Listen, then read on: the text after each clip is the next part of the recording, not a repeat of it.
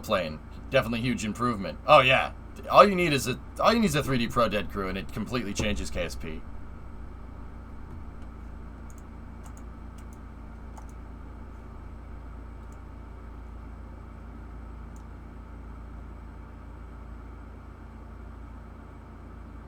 All right, I have the U.S. National Archive videos up here. Let's see if we can find one.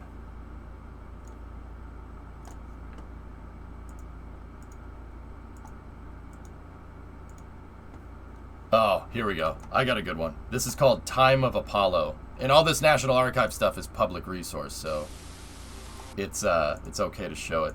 Here. All right, let's watch this. I'll be back soon. I hope you guys enjoyed Minecraft, and I'm just going to go eat lunch. Be back in about 20-30 minutes.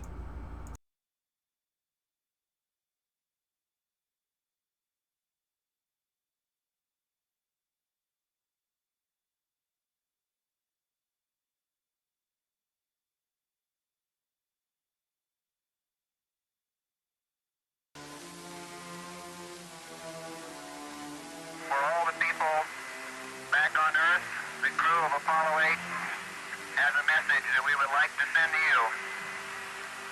In the beginning, God created the heaven and the earth. And the earth was without form and void, and darkness was upon the face of the deep.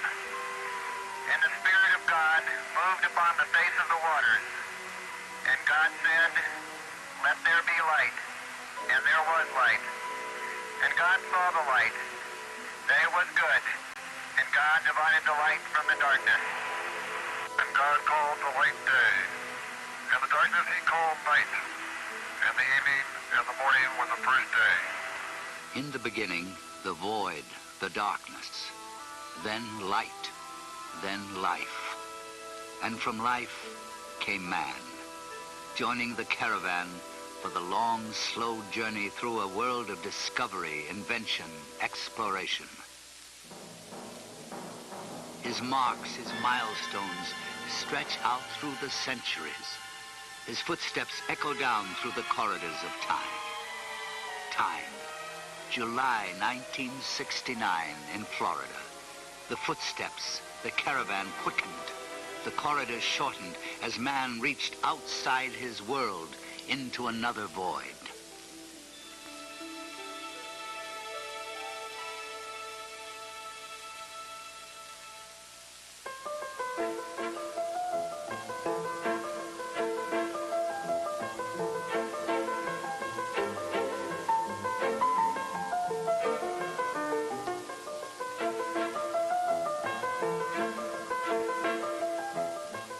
Today in Florida, they go about their lives, taking only a sideways glance at the reminders of that milestone. Reminders, images that vaguely jog our memory.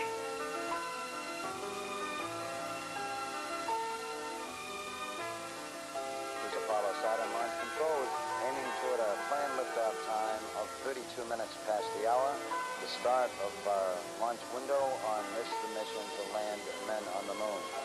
The countdown still proceeding very satisfactorily at this time. Time, it plays tricks on us. It smudges and blurs the sharp edges of reality.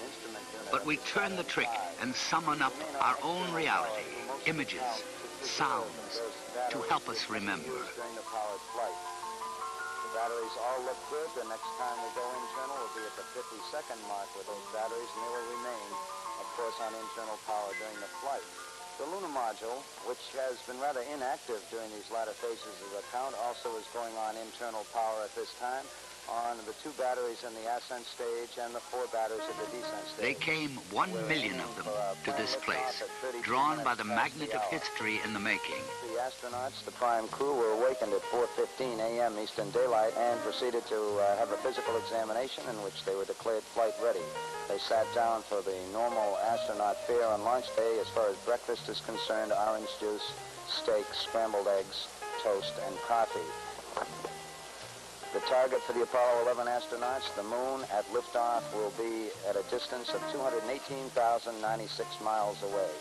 The astronauts departed from their crew quarters after checking out their suits. They departed from the crew quarters at 6:27 a.m. and some 27 minutes later, 8 miles away from the crew quarters at the Kennedy Space Center, atop the launch pad at Complex 39, 6:54 a.m., the commander, astronaut Neil Armstrong, was the first to board the spacecraft.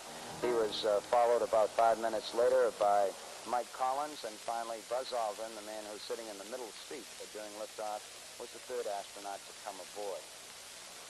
The weather is certainly go. It's a beautiful morning for a launch to the moon. We expect a temperature of about 85 degrees in the Kennedy Space Center area.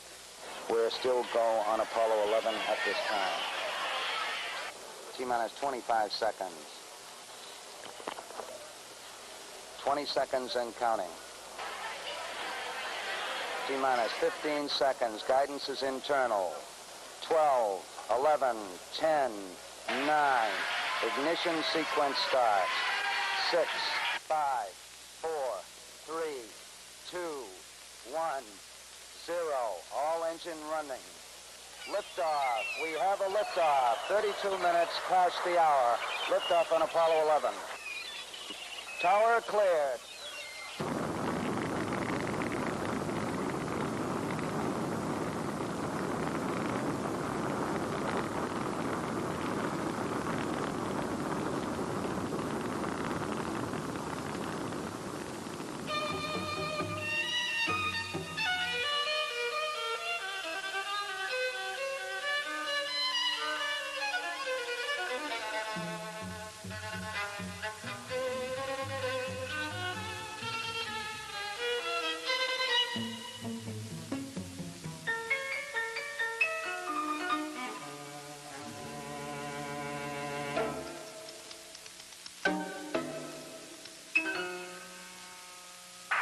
Tranquility Base here. The Eagle has landed. You got a bunch of guys about to turn blue. We're breathing again. Thanks a lot. Yeah, I'm going to step off the limb now. That's one small step for man, one giant leap for mankind.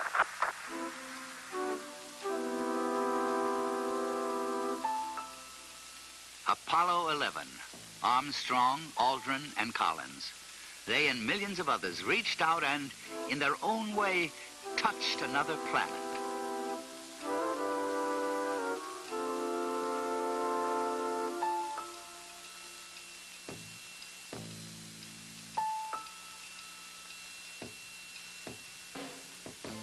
The images remind us that it happened, but not how it really was in the context of the times. George Low, one of the architects of the Apollo program, does remember. If you think back at the period of the 60s, they weren't very happy years in general. We had, the ever-deepening involvement in Vietnam. We had riots on the campuses, riots in Watson elsewhere, 3 terrible assassinations. A great deal of strife and turmoil in the country. And yet all of this was overcome by one single event, and that was Apollo 11. The decade ended with it. It was a fantastic adventure that I believe helped overcome all of the bad things of the decade. It represented Americans to ourselves, and particularly to the rest of the world, as we like to see ourselves and as we hope the rest of the world likes to see us.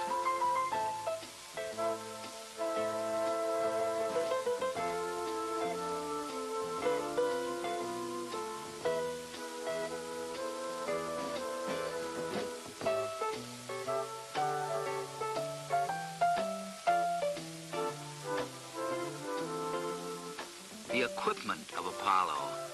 Some of it is now in museums, artifacts from an age of discovery. These strange-looking objects, they're there as reminders that after all, it did happen, and it happened the way we remember.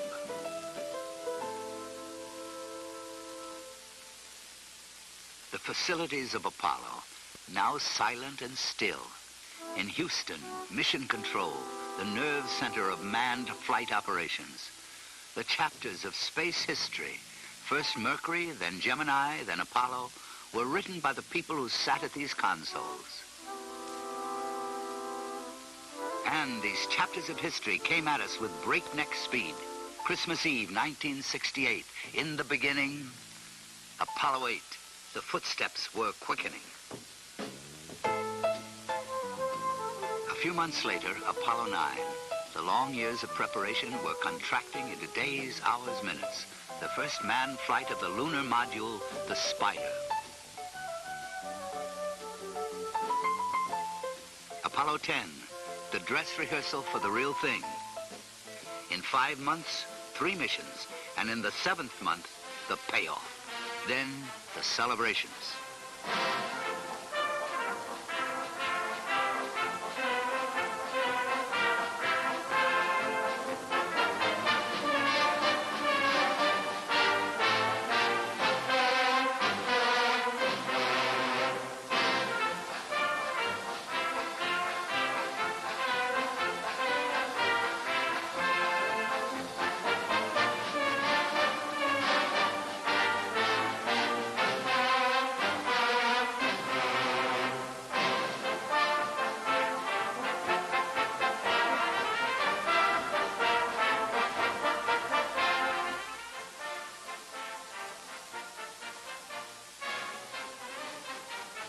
The images and the sounds fade in our memories, but some things we can't forget. Names: Apollo 11, Armstrong, Aldrin, and Collins.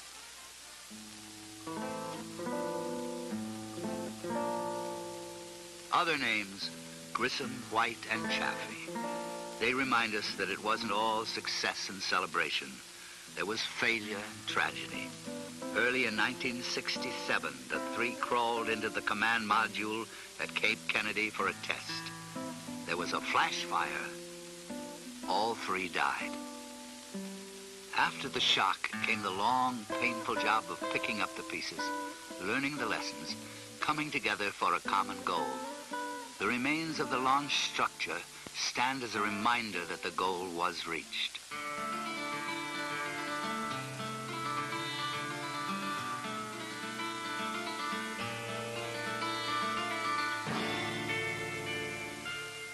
These strange shapes, what do they mean? These towers of steel, what are they? Monuments or leftovers from some earlier age of discovery? In the long history of man, in the slow journey of the caravan, what point do these mark? Historian Arthur Schlesinger: I have no doubt at all that if posterity remembers the 20th century for anything, historians 500 years from now looking at the 20th century, it will be because it will be the century when man first began to break his terrestrial bonds and began the exploration of space. So that's it?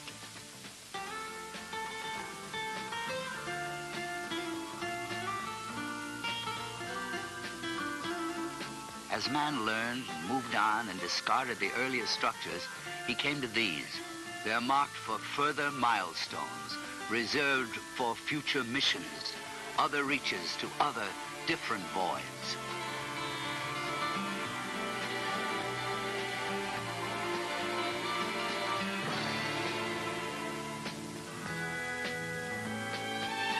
Historians 5 centuries from now will mark this century, this place, and they will further note that from the void, life, man, it took eons to reach this point.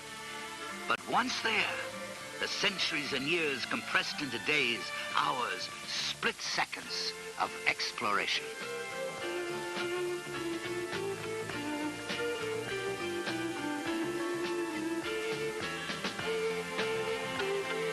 The wheel, the engine, the airplane, they came slowly at first, then with increasing velocity. And then this, so huge, so powerful, so different that no ordinary modern name would suffice. They reached backward through antiquity to Roman mythology, and they named it Saturn. Saturn. His father was heaven, his mother earth.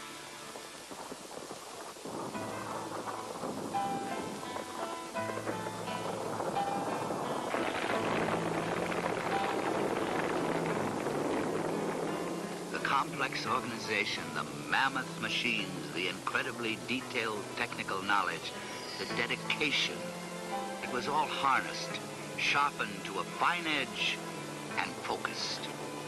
The program developed and matured. Apollo 17 was launched at night, and even the old hands, the hardened veterans of the space program, couldn't help but feel the awe, and wonder, and excitement. In the excitement of the split second of exploration, man doesn't stop to freeze the moment in history, to look at it and ask what it means. He simply lives it out. But in the Apollo program, on their way to the moon, they found a way to live out their strange moments in those strange spacecraft. It may be the peculiar nature of Americans to make history and to have fun in the making.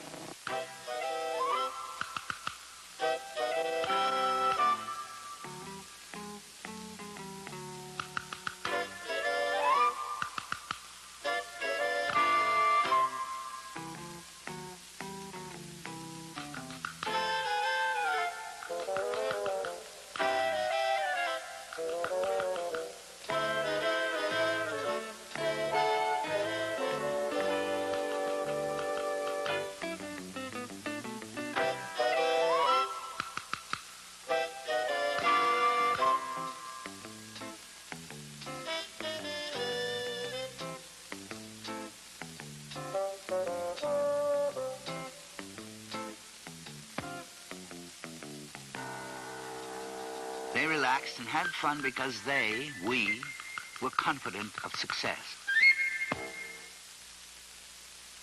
But the program teaches lessons. Confidence is a transitory thing. Apollo 13. Hey, Houston, we've had a problem here. Can you say again, please?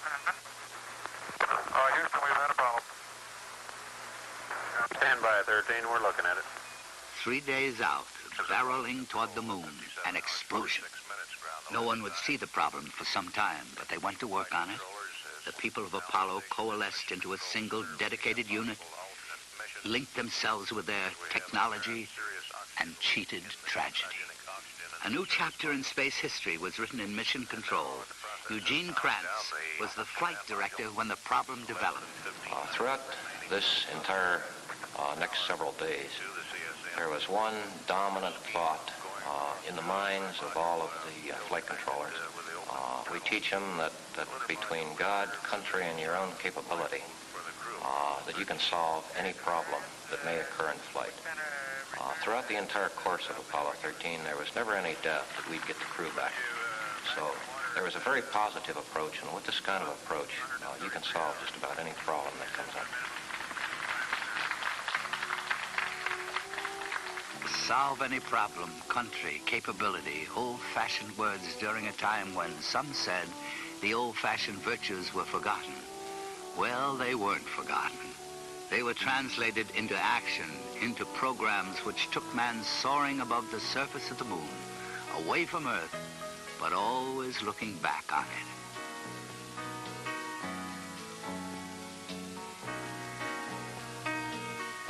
These divided thoughts, the moon, the Earth, run through the Apollo program a sort of theme. They went there flying in their graceful machines, but they always thought back to where they came from. Perhaps that's natural. The moon is a strange place for men to be flying to.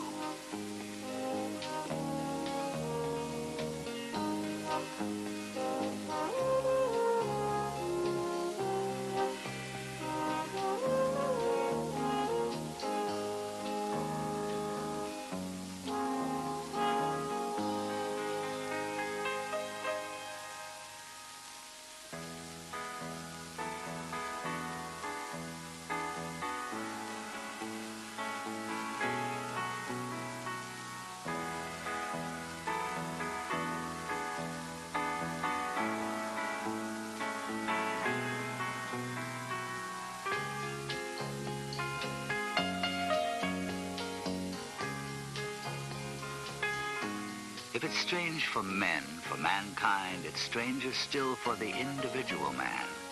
Harrison Schmitt, Dr. Harrison Schmitt, a geologist, he touched the moon and remembers how it was. When Apollo 17 was making its descent, The last flight to the moon. The last time that man walked on its surface. Schmidt remembers how it was. One's first feelings are a mixture, a very complex mixture of humility, excitement because of something you had planned to do was being accomplished, but of a great attention to detail, to the detail that you had thought about and learned about for so many years prior to the actual event. That detail keeps you occupied with where your hands are and where your feet are, which rung they might be. You try to remember, well, am I at the bottom of the rung? And then as one moves away and tests his way on the surface of the moon and looks around, and in my case, looked around a very magnificent valley, you see a rolling, hilly country that is interspersed with some blocky fields of rocks that you know because you've studied the photographs, and you saw them as you descended surround large craters that have been formed in that rolling countryside. These rolling dark hills merge in the distance a few kilometers away with the very smooth but very bright colored slopes of the massifs.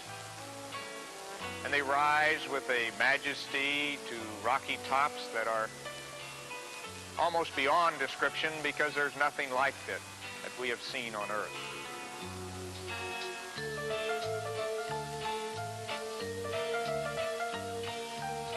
The Sea of Tranquility, Hadley Rill, Taurus Littoral. They were once strange names on the map of the moon, but the men of Apollo gave reality to the names by being there and showing us the places. They explored 60 miles of its surface, and their travels took them to craters, foothills, to explore, to observe, and to sample. The hard rock proof of Apollo, enshrined in the Smithsonian Institution in Washington, D.C., 478.8 grams of microbreccia, under glass for mere earthlings to see and whisper about. Other rocks from the moon, 840 pounds, are being studied and talked about by scientists in laboratories around the world.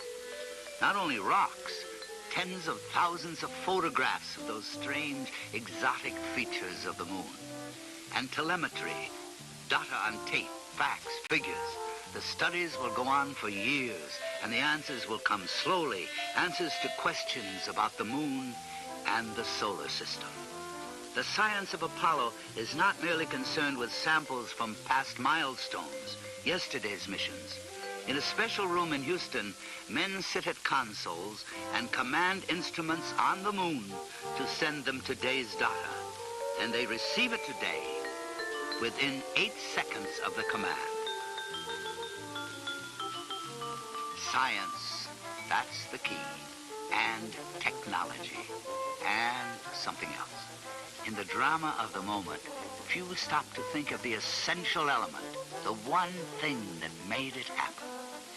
People came to this program, government people, university people, contractor people. They brought to Apollo skills and knowledge and determination. This source of human intellectual energy was marshaled, focused, challenged. What came out of the effort was not just a very successful program, but a rich national resource of vast proportions.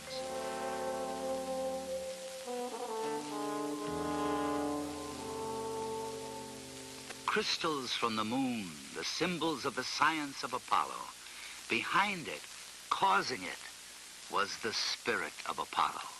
I was strolling on the moon one day in the merry, merry month of December. Now, May's the month. May, that's right.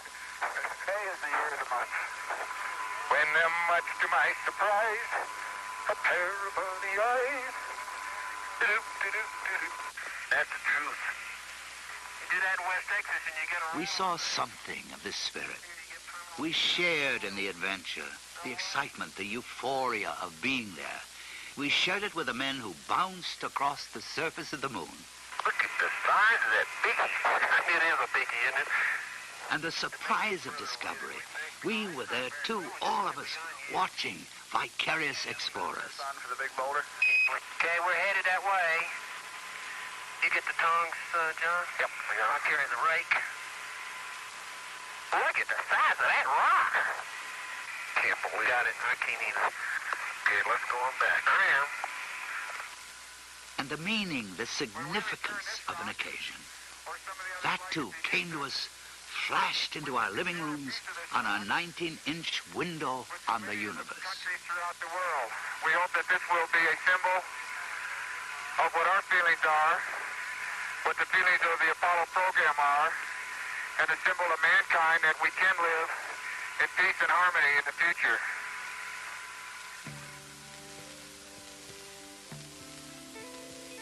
There was also pride.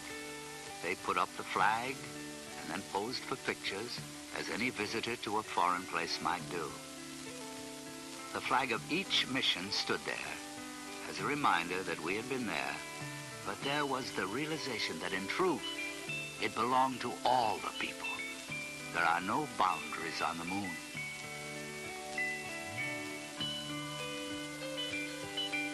The focus was the moon. That's what it was all about. But by reaching up there, we, in a sense, came back here. As one stands and scans a 360-degree panorama of his own, one of the first objects in the dark lunar sky that you see is a bright and beautiful bluish globe that we call Earth. This globe represented to all of us, I think, not only home, but a very fragile place that we have come back and felt that needed not only protection, but understanding.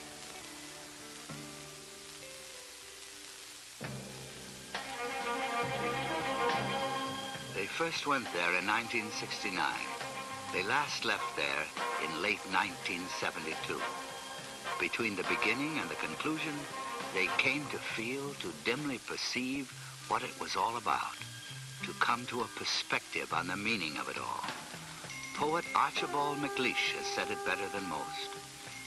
To see the earth as it truly is, small and blue and beautiful, in that eternal silence where it floats, is to see ourselves as riders on the earth together, brothers who know now they are truly brothers.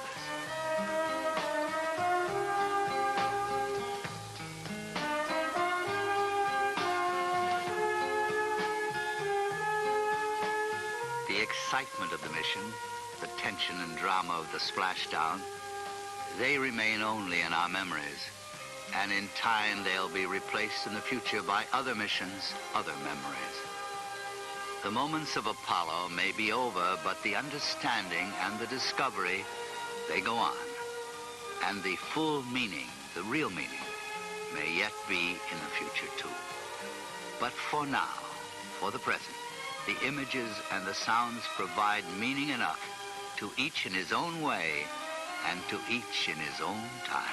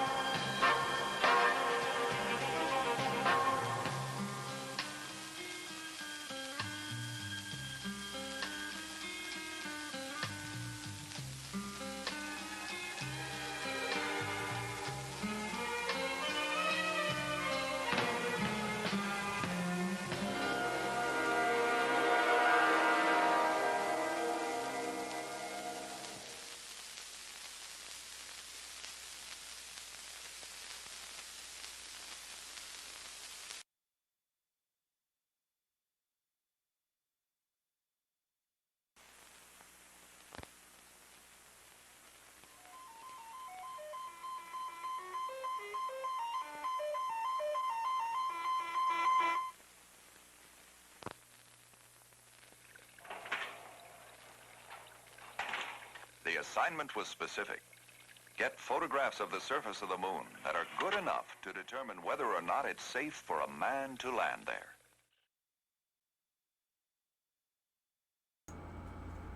Dude, I could watch these all day.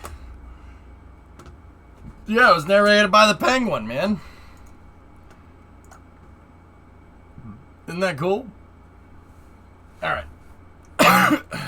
Yeah. Give me 1 second, dudes. I have to get more kofifi. Let me put on a song here, and we will... Guess what song it is? It's Serious Potato Bot's favorite song. Just gotta load up the coffee, and then time for space news.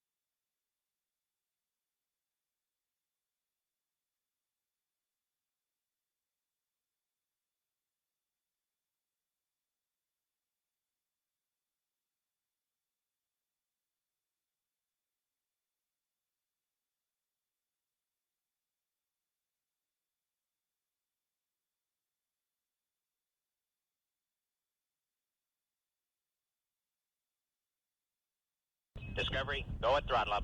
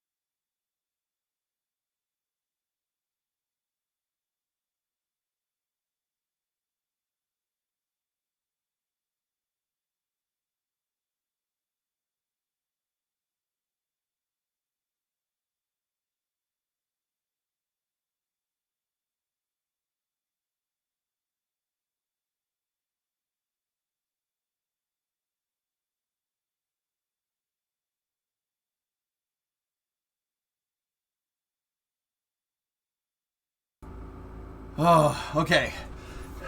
I'm back. Sorry about the delay, everybody. Remo needed me for, we needed to figure out some moving logistical stuff. Boing. Hey, Bith, thanks for giving us up to Sile. I do appreciate that. Alright. Let's see what we got for space news, dudes. Alright.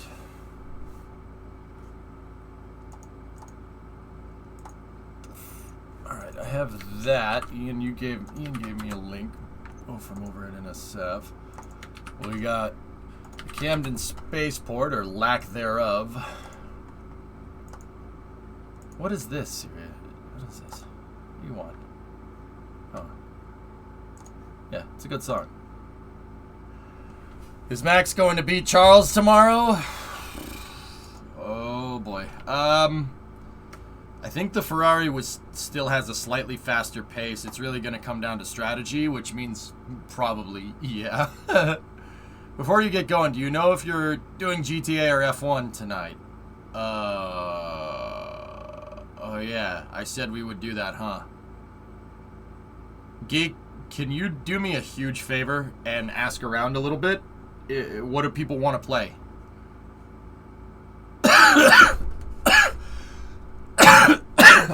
Dude, I totally forgot.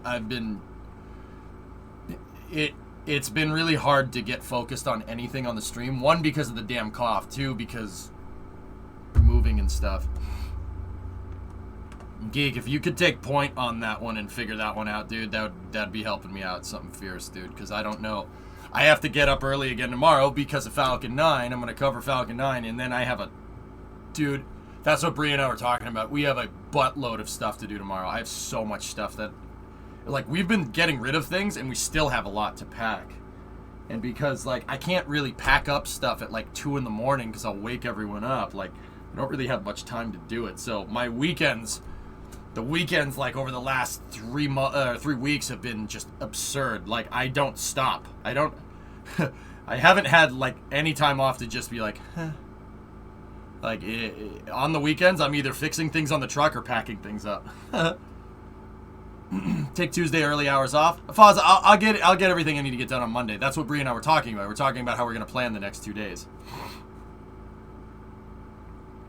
Moving is the anti-hoarder mechanic of life. Yeah. That's a good way to put it. That's a good way to put that, was it? What's the square footage of the new place, including the garage? Well, the house is about 1,100 square feet. It's not that big of a house, Fall. It's pretty small. But it's got a 1,000 square foot garage next to it. So, it's half house, half garage. Not kidding. Brimo likes the small house feel. It's on a lot of property too. It's on an acre. So there's a lot of room for expansion in home improvement streams. Understand what I'm getting at? So 2,000, it's like 2,200 square feet total. It's not that big of a house.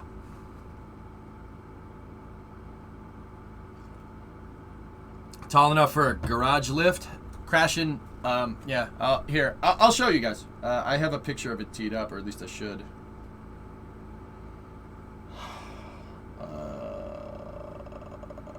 I had a picture of it teed up. It's in here somewhere.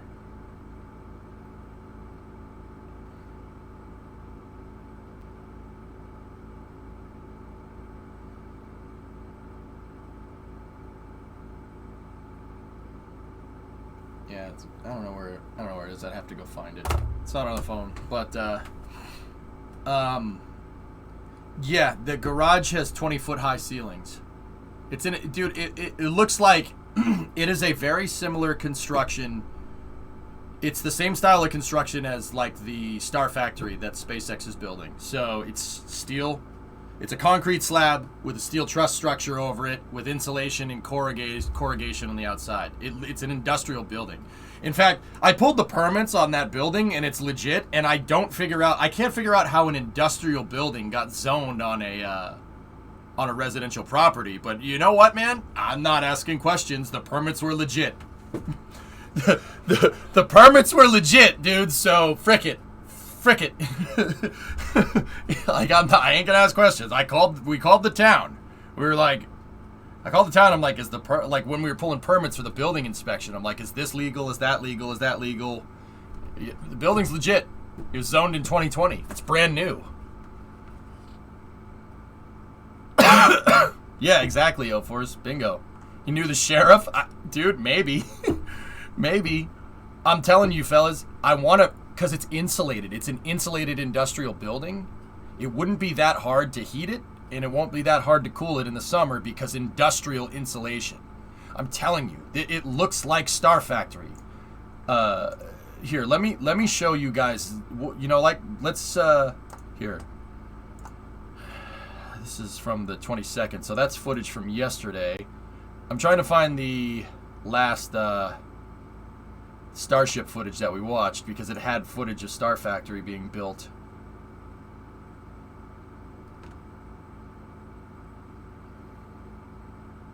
Nope.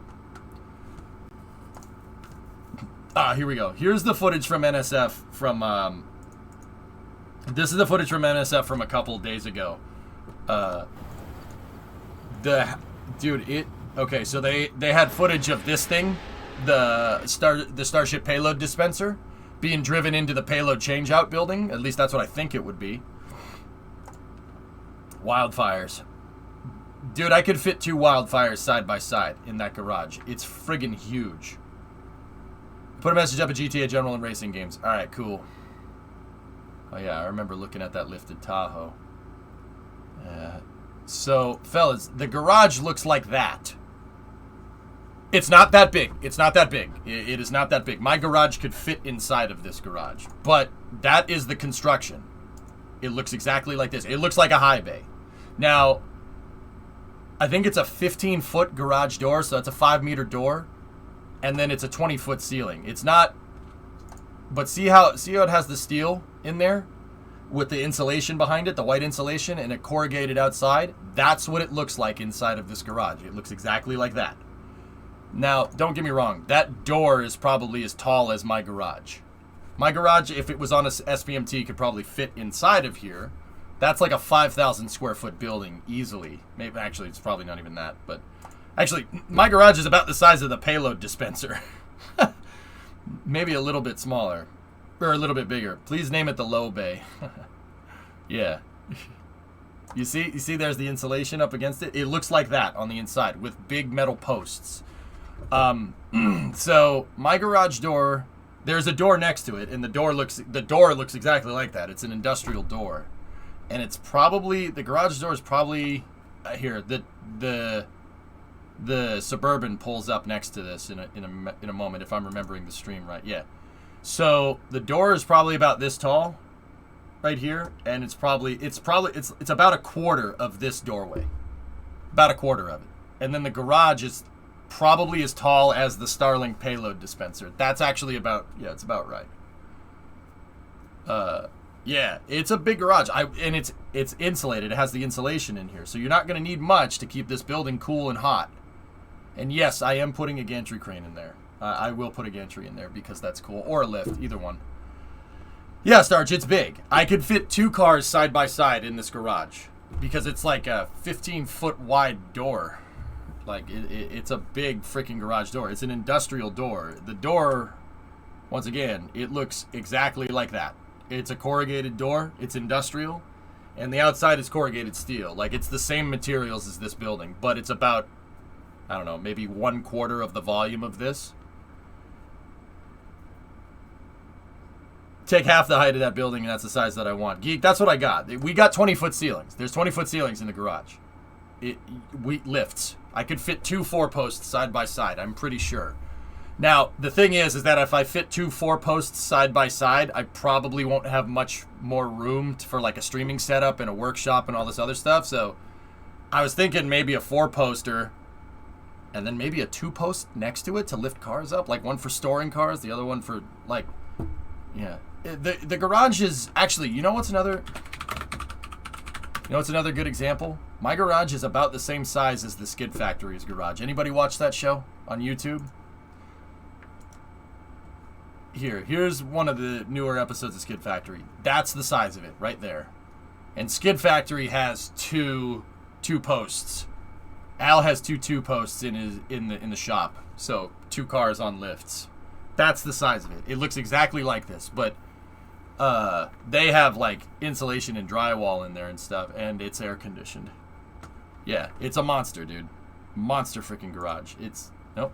I mean, that's a nice car, but yeah, this is what we're talking about here.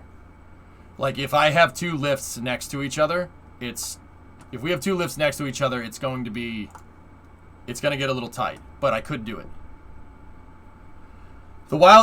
Creation, I know about Wildfire because of Vice Grip.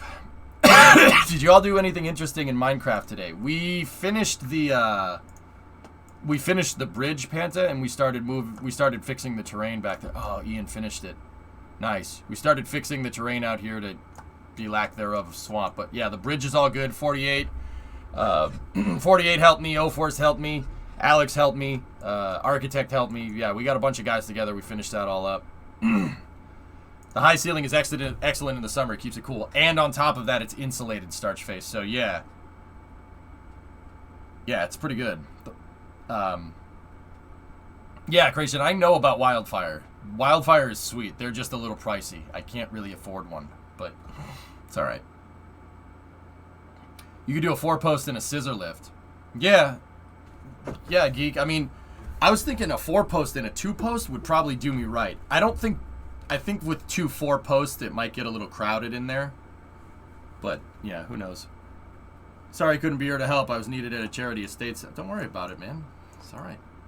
Penta, this ain't no obligation, dude. You play Minecraft if you have time and if you want to have fun building. Don't worry about it. You need space for a 6 degree of freedom CNC machine to make rocket parts. Louisa, I told you guys that's what my dad said, right? When we were doing a walk through the house, I had my parents coming with me on one time because they wanted to see it, right? My dad walked into the garage and went, "You need a CNC machine." Actually, he said a Bridgeport if you really want to be technical. He's like, "You need a Bridgeport," which is it's not a CNC machine, it's just a machining tool. Build a quick measurement model of the garage and the lift and you can visualize it. So, Geek, the sellers still live in the house, and they're going to be living in the house for probably about another week until they move, so I don't want to go down there and snoop on them. That's friggin' weird. I'm not doing that. But, come August, I'll have an answer for you. If I can get... Dude, even a 4-post on one side would be excellent. 4-post on one side means I could get the Mustang, the Coronet, and the 59 in there. If we get 2 4-posts, that means I could get all my cars in there, and I wouldn't have to worry about them being outside. And that gives me more room outside for more cars.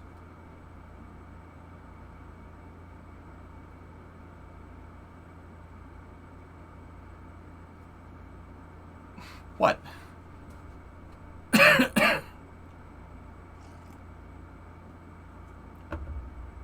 Cool. There's also triangle lifts. My garage is only big enough for one of those. Yep. Yeah, so... Yeah, that's right, Panta. Brimo's conditions for cars are we have enough money to pay bills and eat, and it has to have 4 wheels, no 2 wheels. The madness will never end. No, seriously though, we have to be.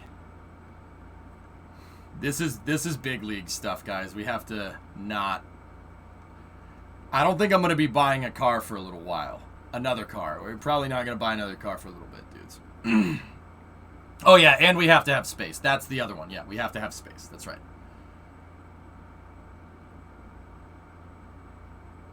Also, never forget, the cars don't need wheels to be properly stored outside. But there's a big lot. We got plenty of space. There's plenty of driveway, guys. Yeah, you'll see it. 2 wheels are fun, though. I didn't say that they weren't on us, but that's my rule. Well, it's Primo's rules, and I'll abide by them. Because that means I basically have open call to buy whatever car we want, as long as we have the space and the money.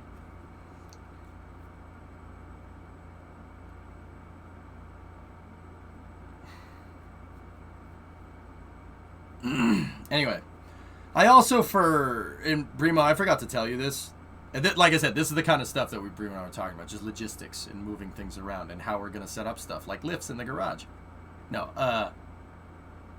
I've been looking into how to pour concrete for reasons.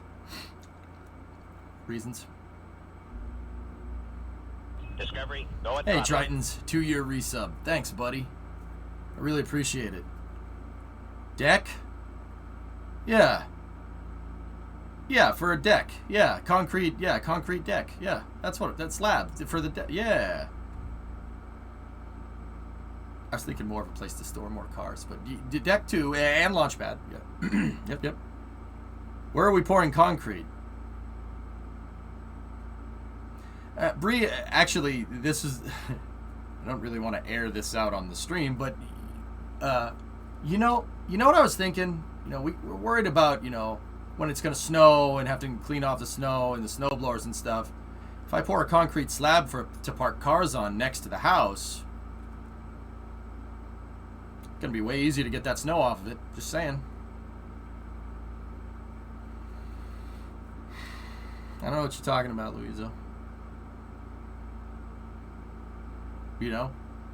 I can pour concrete. It's not too big of a deal. I've been studying how to do it with this stupid SpaceX stuff all the time. I thought we decided it was too expensive. It's not if you pour it yourself. That's the thing, Bree. Are you deckless? We need to build a deck onto the back of the house, Geek. We've decided. That's something we decided.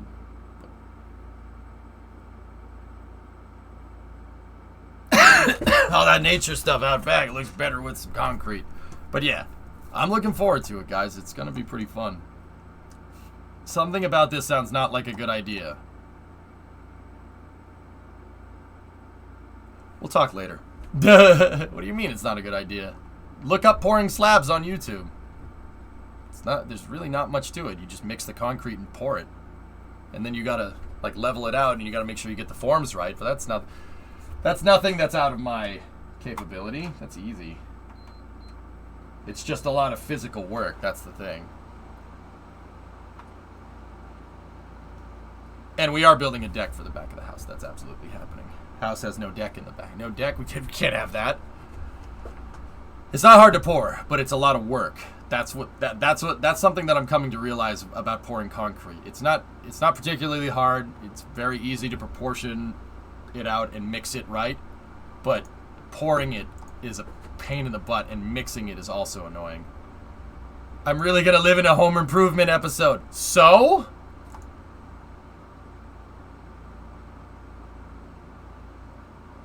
You say that like it's a bad thing. Alright. Anyway. Let's see. We were already looking at Boca Chica, so let's see what's good up there. We got some footage coming here. We'll start with this stuff, and we'll go from there. There's also some other space news. There's a couple of things that I wanted to talk to you guys about with space news, about launch pads and whatnot. It's not the best news, but it's still something to know. Digging holes for supports by hand sucks. Excavator. Side by a skid steer. SpaceX is buying more stuff. Oh. Oh, alright, Goalie, we'll have to check that out. Alright, so we got more propellant being loaded into the orbital tank farm. And then we got SpaceX's folding table here being set up. I think it's a folding table for, like, the Hulk or something. No, it's a Raptor inspection deck. Basically, they lift it up with an SBMT. An SBMT drives in underneath here. And they drive it underneath the orbital launch mount. And then these two sections right here and right here fold up like a folding table. And this is a Raptor. It's the gantry for Raptor. Note it has the reliefs cut in it right here. See that? See the relief right there and the relief right there? It's the relief for the mount, for the orbital launch mount posts. The cool thing is that this thing, I'm pretty sure it can move up and down as well. No, actually, now that I'm looking at it, probably not. But yeah, it's a folding table. How do they do safety? Just lines attached to something? Yeah.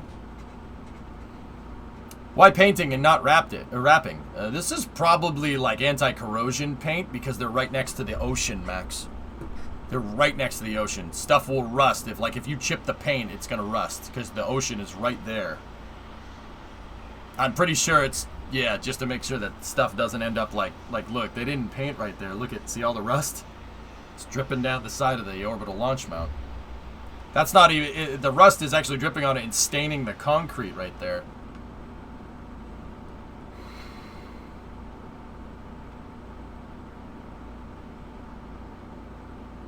Also, contract a concrete plant to deliver 2 to 4 yards. Way easier than mixing by hand. Yeah, Vec, but obviously that's the easier way.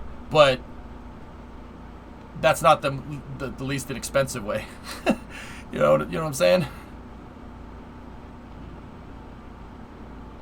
That's right, Mork. Yeah, you got it. They don't. The ships might be painted gray, but underneath the waterline ain't painted gray.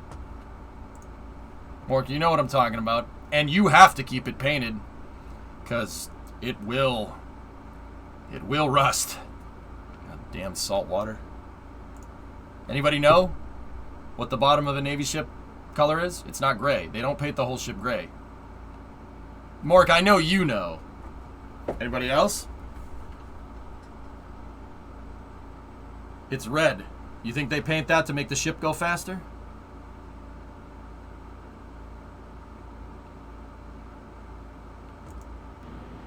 Nah, it's anti what is it? It's not anti-corrosion, it's anti-rusting.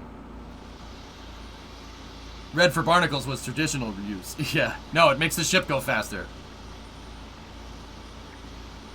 It's anti-foul. There you go. Yep. Ferrari style. It is Ferrari red. The bottom of all US Navy ships, Neon, is Ferrari red. No joke. It's copper-based paint to protect it. Now it's tradition. Cool. Hey, Trippy. How's your streaming grind going? Call me red because somebody did their job. Wrecked.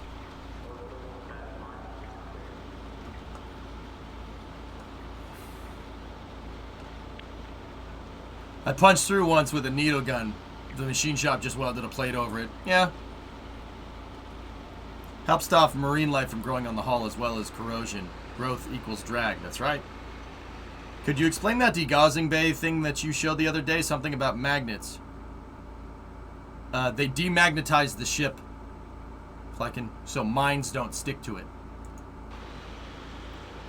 It's going, man. I took a breather for 2 weeks. Road trip across the Southwest. 5,000 miles in 2 weeks. It was rad to reset. Nice, man. Sounds like Route 154. It's cool. Do you know the color of the orange stripe on the Coast Guard vessels and helicopters? I know about it, Dev. I don't know why it's there.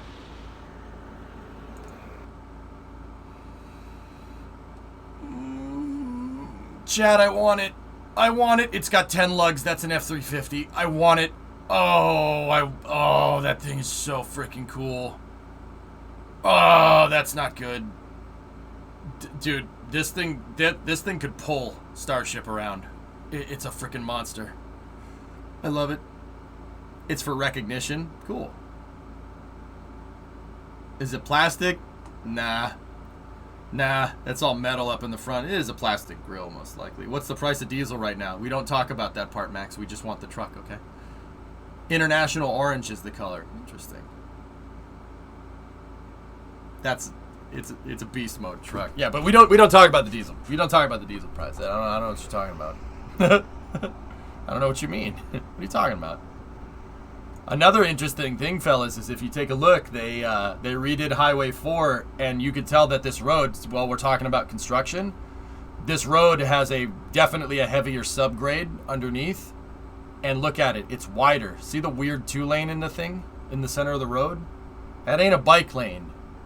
They make the roads wider, one, because they're moving around ridiculously big things on these roads, and two, it's with a wider road and a deeper subgrade, you can spread the load over the road better. So it can take heavier traffic, like that big honking truck that you just saw drive by.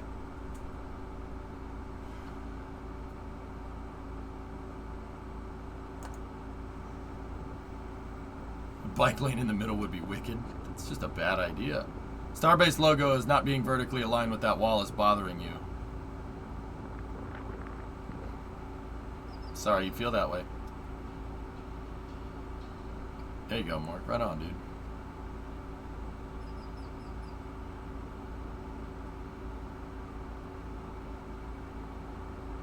Maybe, Max. Who knows? All right. It's Watto's Junk Shop. Yeah, see that building too? Star Factory. See the insulation behind the joists? Yeah, I don't know if those are called floor joists if they're on the side, but you get the idea. That's what it looks like on the inside of the garage, dude.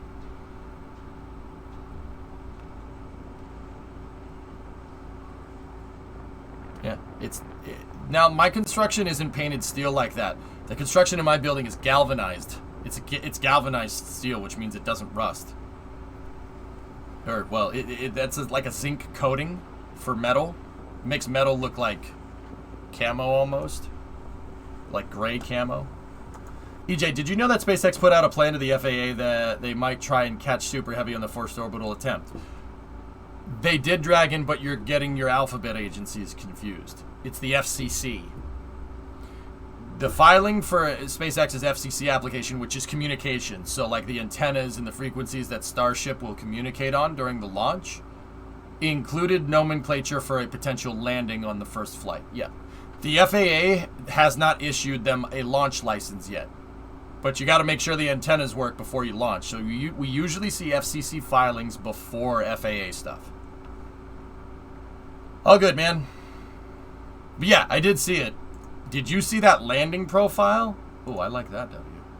More for old timers? Yeah.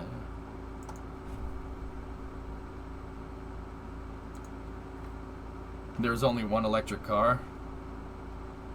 Yeah, Max. I mean, well, these cars are just commuting vehicles. Even these half-ton quad cab short box trucks that are basically useless. But it's Texas, man. Everybody has a truck in Texas. Also, the truck is pretty fuel efficient for what it does over long distances. Not as fuel efficient as these, obviously, but it has longer range, which is kind of funny, because bigger fuel tank. But those aren't the trucks. Those trucks are nice. Those trucks are cool, but they ain't the trucks that I like. That's the truck that I like. Oh, hell yeah. Hell yeah. 250 Super Duty diesel. See that truck? That truck does work. That truck is designed to do things. I like that truck. I mean, that's not a bad thing, Panza. Last, you had a question. Sure. It's not a dually, though. Yeah, that's okay, drummer. That's okay. It's okay. That truck's good for off-road recovery. Livid, what was your question? Do you think SpaceX is going to eventually move out of Hawthorne and into Boca? It seems like they keep making it bigger. I think Hawthorne will stay there as long as Falcon 9 is running. As long as Falcon 9 is flying, Hawthorne is going to be around. But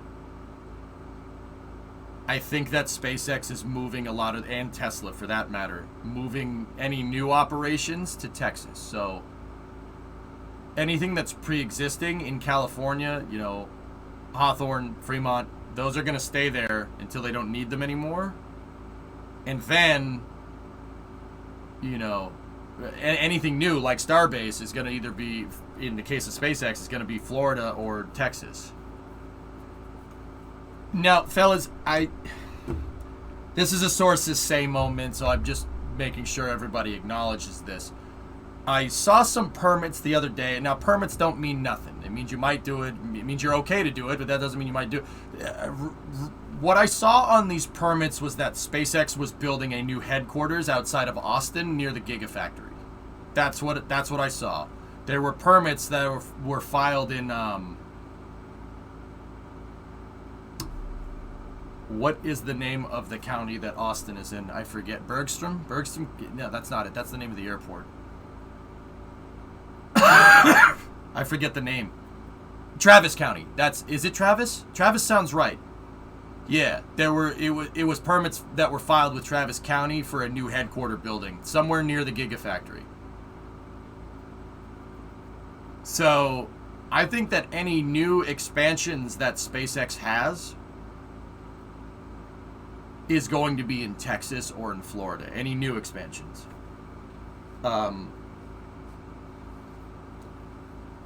Interesting. They do all their Raptor development in Hawthorne. Raptor development Livid is being moved to McGregor. So, because Raptor is in new development, it's being moved to McGregor. I'm pretty damn sure. I can say that with pretty reasonable confidence. Livid, I can't for the life of me remember where I heard that. But that makes sense. It would make sense. I know for a fact that they're setting up a Raptor factory at McGregor. And they're gonna, Hawthorne is basically gonna be used for Falcon 9 and Falcon 9 development only. And like mission control and stuff like that. But yeah, I think that what Elon's trying to do is get everything next to each other so he can easily move between these companies. I'm pretty sure that's what's going on.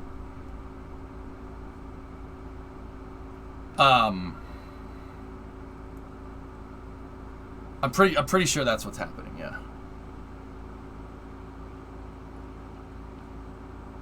But Hawthorne ain't going anywhere. It's gonna be there for a good while. It's just, eventually you outgrow it. That's what happens with factories. You outgrow them and you build another one.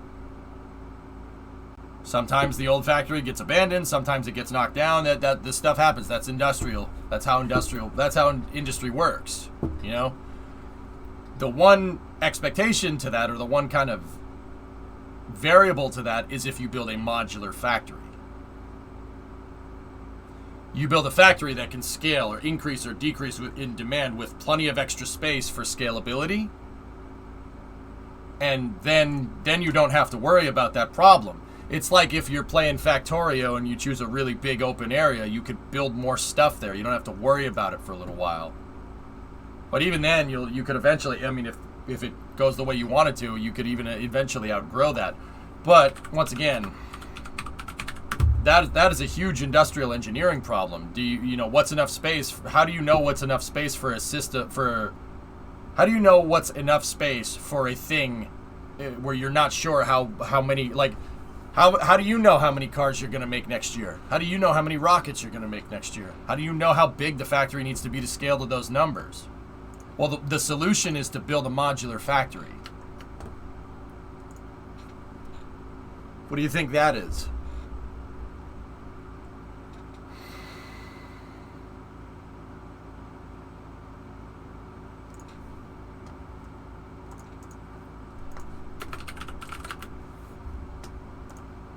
Here, I'll give you another example. What do you think this one is?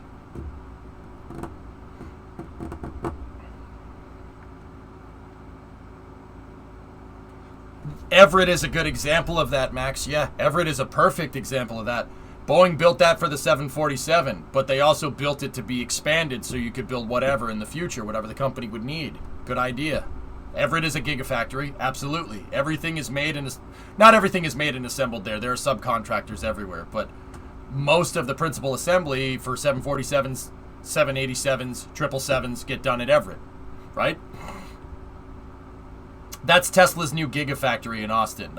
I've heard that SpaceX headquarters is not going to be, SpaceX's new HQ is not going to be far from, is going to be down the street from this thing.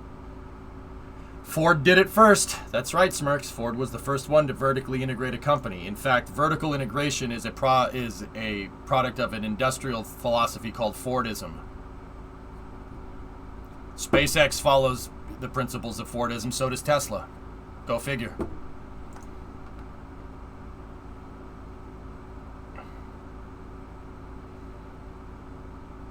Yeah, Max, the Everett facility is gigantic, but that's why these gigafactories that Tesla's building is so ridiculously big. It's designed for scalability. They scaled it. They made it so, like I said, Elon's not just making cars. He's not just building rockets. That guy is a really good industrial engineer too. Or he surrounds himself with really smart industrial engineers. Let me put it to you like that. The future of industrialism is making a factory that scales with demand.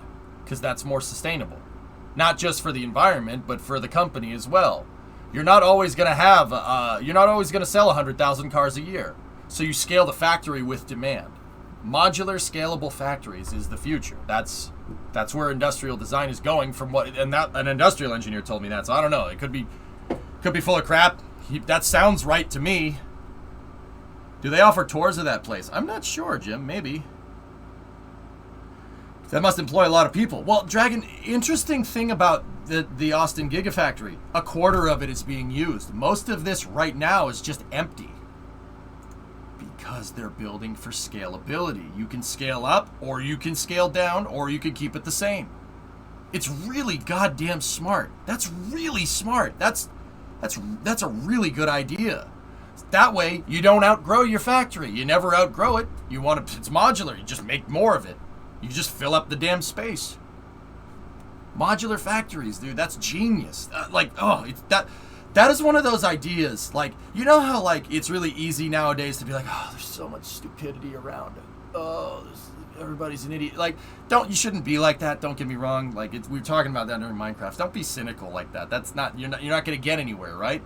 But also at the same time, in a sea of ridiculous ideas, that's really freaking smart. That's so smart. It's it makes so much sense. It's refreshing. It's like, oh, everything's going to be okay. You know what I mean? So satisfactory in real life. Yeah, RJ. What do you think my vertical main bus factory is? I don't have to worry about expanding sideways.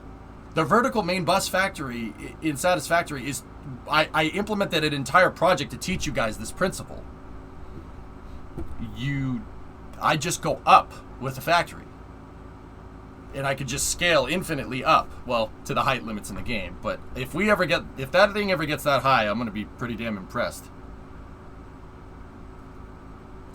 Pretty cool, right? That's really cool. The guy's playing Factorio in real life. He's playing Factorio, Kerbal Space Program, and automation all at the same time in real life. How does that even happen? What's the height limit in Satisfactory? I don't know. In real life, I don't think there is a height limit in real life. I don't think there is a height limit. Anyway, back to the footage. Also, really nice truck. Gladiators are okay.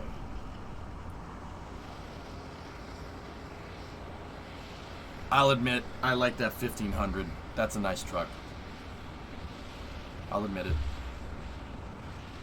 It's a single cab short box. That's a nice truck. It's a gentleman. That's called a gentleman's truck. See that F-150? That's basically an SUV with a pickup bed. See? Security truck's a work truck, boy.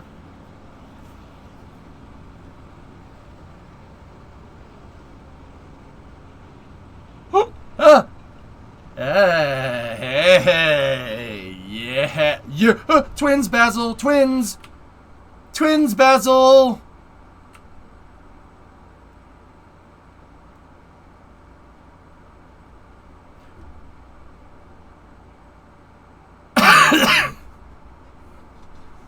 Meh?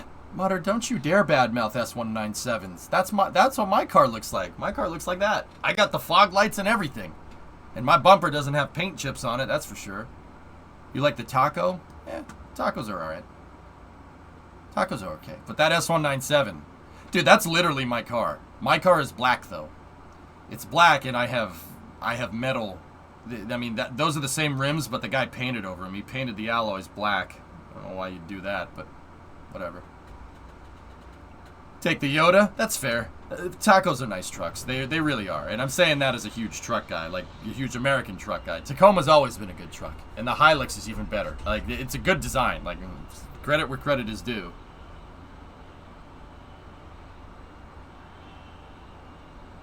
What year is yours? Rasta, mine's an '08. It looks exactly like that Mustang. Mine's it's black though, and I have silver or just brushed metal rims. I have the Ford 18-inch 5-spoke mags. They're supposed to look like Krager's, but it's like a newer version. That car is bone stock, by the way. My 08 is bone stock. It's my daily. Don't screw with the daily. It's a good rule. No, I don't put bumper stickers on my cars, Max. Oh, there you go, Dreaded. S197s are nice cars. That motor needs a little pep in its step, but it's fine. Yeah, my daily. Yeah, Geek. There's a reason why my daily driver in the Northeast is a front-engine, rear-wheel drive car. It's because I work from home. I've been doing it longer than most. Will you do an auto stream when you finish working on the truck? Absolutely. Wow, Hen. Jeez.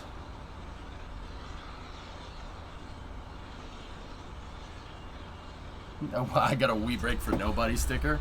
Mank, I don't put bumper stickers on my cars because the people that do that don't realize that every time they put a bumper sticker on their car to tell whatever opinion you have about whatever irrelevant subject that has nothing to do with cars, they're devaluing the car by ruining the paint. Yeah. So you think putting that bumper sticker on is not gonna. No. Now you just brought the value of your car down. So, all right, I suppose that's the price you pay for expressing yourself. I mean, I wouldn't do it. I'm not gonna screw up my car's paint.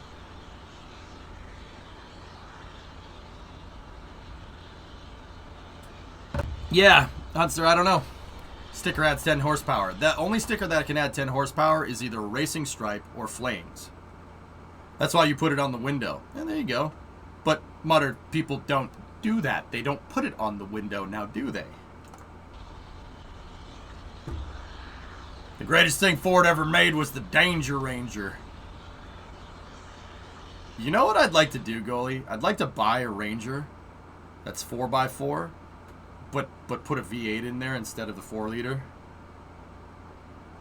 Like, can you imagine a Ranger with a small block out in front, like a 302? With all-wheel drive, like, or a 4x, yeah, that would be a pretty neat little truck, pretty stout. I thought flames would bring more than 10 horsepower, 15 on a good day.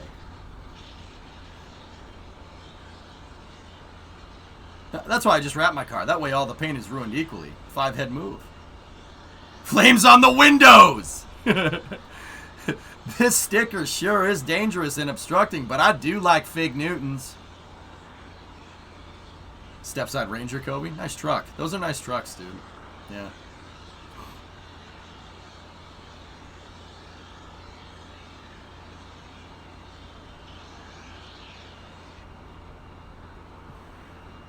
Yeah, Caveman. I don't know. Like, here's the thing. I'm not going to say that anybody can or can't put bumper stickers on their car. You can put whatever you want on your car.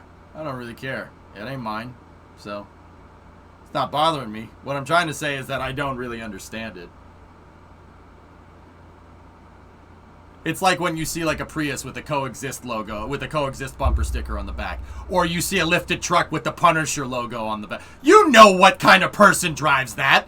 Come on. It works both ways, man. But, hey, whatever. If that's what you want to do, that's what you want to do. You know what I'm saying? You know exactly what type of person drives those cars. Yeah, let's buck the trend. Let's drive a lifted Prius with a Punisher logo on it, next to the Coexist logo. Now we're talking, man. Would you take a Bugatti with spinners for free? Yeah, Manatee. Yeah. I would take the Bugatti. I would take the spinners off. I would sell them and buy tires that actually look nice on it, and then I'd have a nice Bugatti, and I'd probably sell that too, because what the hell are you going to use that for? I have no need for that thing other than it being cool. But for the price of one Bugatti, I could buy like 50 pickup trucks.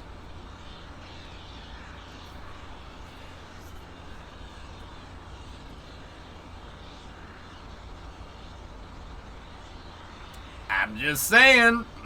There's a vent down on ship 24. Clever. Yeah. In fact, you could probably take the rims off of the Bugatti if they were spinners, Manatee, and just leave it on cinder blocks and sell it that way, and the price would probably go up.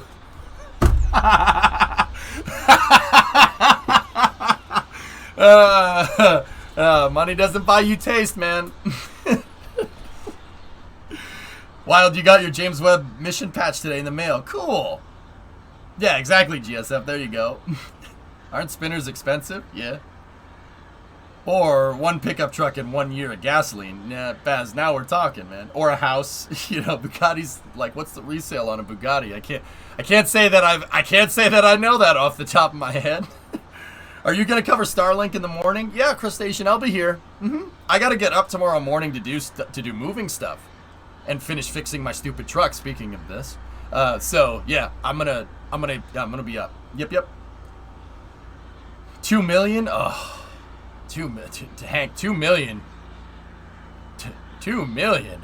We could pay. Primo and I could pay off our mortgage. Could pay off the mortgage. Pay off all of our student loans. And then probably pay off my parents' mortgage too. And then buy 50 pickup trucks and another house. Yeah, if someone wants to give me a Bugatti with spinners, Manatee, I'll take it. I'll take it. And a boat. My boat. Haas didn't do too well, did they? Kevin got screwed. A house down here. Bingo, goalie. Pay off your mortgage like 10 times over. Yep. Is this one it buckled? Yeah, 7. So 7.1 was on the Can Crusher test stand. So, okay, it's hard to see. It's hard to figure out what this thing is on the screen, fellas. But, so there's a cap up here. You see the cap that has the walkway going all the way around it. And then it's connected on a bunch of Kevlar rope right here. And then the Kevlar rope is attached to a bottom plate that's basically this for the bottom of this. And then there's a bunch of hydraulics attached to it. And the hydraulics pull down on the Kevlar rope and they crush the can. It's basically a gigantic Starship crush press. Now, why does SpaceX have this? What the hell is that going to do? I mean, on top of being kind of cool, it's pretty sweet. This thing is designed to simulate dynamic loads on the vehicle. So a rocket is going up. When the rocket's going up, you have the engines pushing up and gravity pushing down, and then aerodynamic pressure also pushes down on the vehicle. But that all changes over time. You know, that all changes because eventually the rocket will be going fast enough to have an outward velocity that negates the force of gravity, so the loads change. So you make a dynamic test stand. This is what this is called. This is a dynamic load test stand. They've done this before for other rockets in the past. Saturn V dynamic test stand. So there's the dynamic test stand right there. This is a building that's in Huntsville, and it's an actual Saturn V pad, but it doesn't have any fuel or anything. But the pad and the hold down points in the dynamic test stand are designed to basically shake the vehicle. This is a vibration dynamic test stand, and I don't know if this one could do load. I forget. But yeah, they used this during the Apollo program. It's basically an entire high bay. It's one VAB high bay, and it's also using that dual crane system that we were talking about. That's pretty neat. Yes, this is one of 3 that I saw at the local Starbucks this morning, which tells me that people around here have too much bloody money. Now, if I were driving a 1969 Ferrari Daytona, you would not be a self-indulgent weenie, Hibbit. You'd be a connoisseur. Precisely. You could see ropes contracting and retracting in the time lapse. Oh, okay. Let me see.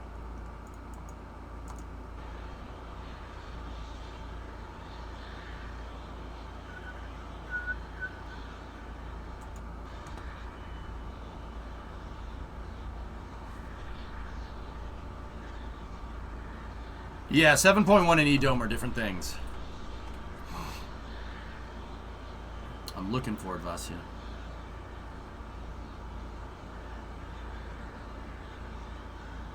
Two Rogers don't make a right.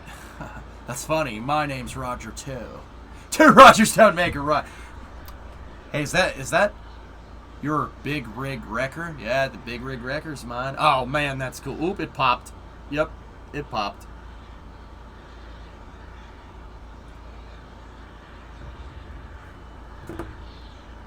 Is that the same stand that tested Enterprise? Precisely, Moto. Yep. They used the Saturn V dynamic test stand to mess with the shuttle stack as well. Yep. Gotta go to truck drive. Truck drive. What do I do? Where do I go? Can I buy you a jelly donut? Nah. Maybe next time, though. Yeah. You see that? Cop car. As long as they're in here, you're just gonna stay out there, aren't ya? Aight? I mean, in one of the previous vids. Oh, okay, Vasya. I was looking at this while we're doing Gone in 60 Seconds quotes, and I'm like, that's not doing anything. That was cool, man. Yeah, Porter, it is a good movie, isn't it? What was the goal of this test? They were doing some type of dynamic load testing under pressurization, Raven Guard. The thing popped. Did you see all the ice come off of it a second ago? Right here. Watch. It did spring a leak. Oh, see it? Yeah, it sprang a leak. You see all the ice come off? It sprung a leak somewhere. Were they trying to reach a certain bar? I don't think it's more about bar. It's more about compression force. I don't know what the compression force is, but compression force, last time I checked, is not measured in pressure. It's measured in force. I knew I'd get you started with that. How are you today? I'm alright. Not coughing as much, which is good. Yeah, if you listen close, you can hear that thump. I'll shut up for a second.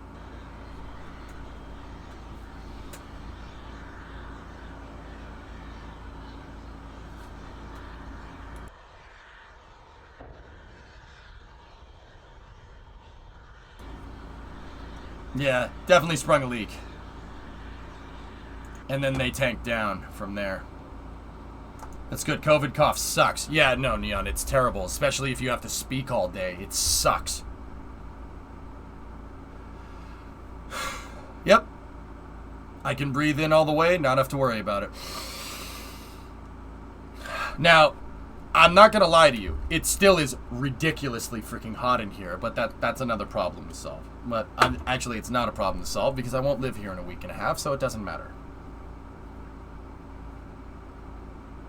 Anyway, that was yesterday's video, and today we got a #1 victory royale. Alright, here we go. Here's the updated one. Once again, this footage is coming from our buddies over at NASA Spaceflight. Mary is the one that filmed this, along with Starbase Live Robots. Do you know if you have long COVID? I don't have long COVID, Raven. I'm just coughing. That's it. I'm fine. I'm not sick. No runny nose, no nothing like that. I got over that within like a week and a half. Yeah, no, I feel fine. I feel great. I went to the doctor to check to be sure. Every 3 months I have basically a physical just to make sure I'm okay from sitting down for like 12 hours every day to make sure circulation is good, check the blood. I'm fine. Yeah. My doctor had a physical, had blood drawn, checked the blood, and added about a good 50 years of my life. They also replaced my Stevie colon. How do I look? You look great, Doc. Yeah, so I'm not sick. I'm actually fine. I just cough. That's it. It's just, yeah. It's like dry fire coughing. It's annoying because you don't even huck anything up. Standing desk at the new place? Well, I'm going to be working, my desk will be next to my shop, Foz. I got a feeling that I'm going to, your boy's about to lose a lot of weight because I'm going to be doing a lot of work in the shop.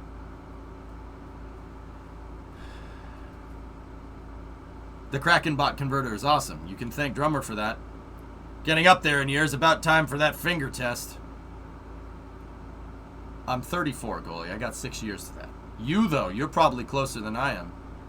Age before beauty, coachies. All right, so I wanted to stop and take a look at this shot here. I was about to say shot and take a look at this stop. Yeah, great. Thanks, Brain. Thanks for that one. I see you're trying to make coherent sentences. Allow me to mess that up for you. I'm like, all right. So I wanted to stop this shot because there's a bunch of different things going on here. So we got guys working on the chopsticks up there, and then you got another set of guys up here working on the OLM. I'm not sure if these boys are doing repair work. That would be my guess. Probably doing some repair work from the pop that happened over here the other day. As long as the doc buys you dinner first. Jeez. No, Mikey, no. That's so not right. You think they're going to paint the OLM again? No. Nah, Synerd. I don't think so. Dude, it's going to get messed up. It's going to get messed up when the booster goes off anyway. All right? You might just leave it. It's fine. What do you think about the much shorter arms at KSC? Bold move, Cotton. We'll see if that pays off. I'd say, Balksy, that SpaceX is pretty damn confident that they'll be able to catch it with short arms like that. We noticed that from Greg Scott's pictures yesterday of a flyover, and they took pictures of the chopsticks that they're making at Kennedy Space Center, and they only go to here. See these two segments right there? It doesn't have those. It's just this on the end right there. They lopped off two sections. The chopsticks at the KSC pad are going to be shorter, the one at 39A. Like I said, that tells me that they are pretty damn confident that they're going to catch this thing. It's a bold move. See if it pays off. You got to reinstate the last lap. Yeah, right. That also kills your horizontal movement theory. You don't have margin for any movement apart from vertical. Not necessarily, Balksy. I think this is to make up for margin of error, but I think just like Falcon 9 landings, they'll dial it in over time. And I think SpaceX is anticipating that by the time the Kennedy pad launches something, they'll have something dialed in. You could still come down like that, right? Just like a plane has the whole runway, but they touch at the hash marks. You know what I'm saying? But yeah, I do see what you're saying. That I don't know. I don't think that necessarily kills the horizontal theory. I mean, it might. You might be right. I think it's more about being confident enough that they can be precise enough to catch the thing every time, which is just absurd. That is as of July 23rd, 2022, that is an absurd idea. But it's always going to be absurd until they catch it. Until they actually catch it and start doing it, and then it becomes normal. You know what I mean? And then it's not absurd anymore. Going to the moon was an absurd idea until we did it, right? That's aerospace, man. You're always going to try to push the envelope. You always got to try to push the envelope. Errol, my theory, you're right. Falcon 9 can get dead center almost every time, but there's slight windage left-right to try and compensate for that, right? My theory is that Super Heavy is going to come in a little bit sideways and use that momentum to basically, the computers can basically predict right where it's going to come down. Think about it. If it's going a little bit sideways, you could be much more precise because you're killing an axis of movement. Right? If you're coming down straight down, right? Now, especially once you start slowing down and going into a hover, and you can do this in Kerbal, you'll see exactly what I'm talking about. Once you start going to a hover, it's like balancing a pencil on the tip of your finger, like this. But if you have momentum, you're killing one of the axis. You're basically negating one of the axis of movement. You don't have to worry about deviating. You don't have to worry about going forward and back if you're controlling that rate of descent at a constant rate, right? That's my theory. My theory is that it's going to come down kind of sideways and kind of slip into the catch arms sideways. Not much. It's not going to be like this, right? It's mostly going to be coming down because the thing coming down is going to negate movement on the up-down axis. You don't want Super Heavy to go up and then come back down again. That would be bad. You never want to go up when you're trying to land your rocket. I know that sounds like a dumb idea. Oh yeah, thanks EJ. I really appreciate that. But technically, during a plane's landing, you never want to go up either. But that still does happen. You still see people bouncing off the runway and whatnot, right? You don't want to... I know it's like, well, yeah, obviously. But when you think about it in principle, it would be very easy to get the rocket to go up if you don't code the guidance software right. So I think it's going to... I think they're going to try to go in a little bit sideways and at least axe lateral momentum. Because then, from there, you only need to worry about left-right. That's it. You already got up and down figured out, and if you're coming in sideways, you can control where that booster's going on the sideways axis, and then that just leaves left and right. And then you can control that with RCS and gimbal just fine. I think that's what it's going to do, but I could be wrong. I don't know. But the shorter arms would suggest that it might not do that, or it suggests that SpaceX is confident enough that they could get it right every time and not need a whole pad for the booster or whatever. Yeah, firework. Yeah, that too. Yeah, exactly, Hank. Yeah, it's going to do the reverse of the shuttle taking off. Bingo.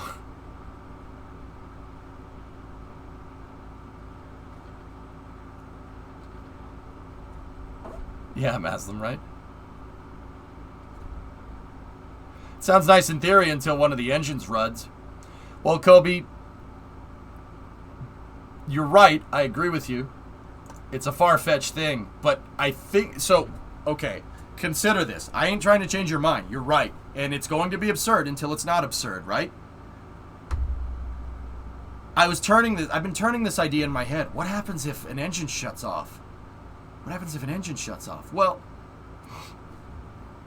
Starship will have about 100 tons payload capacity to orbit, okay?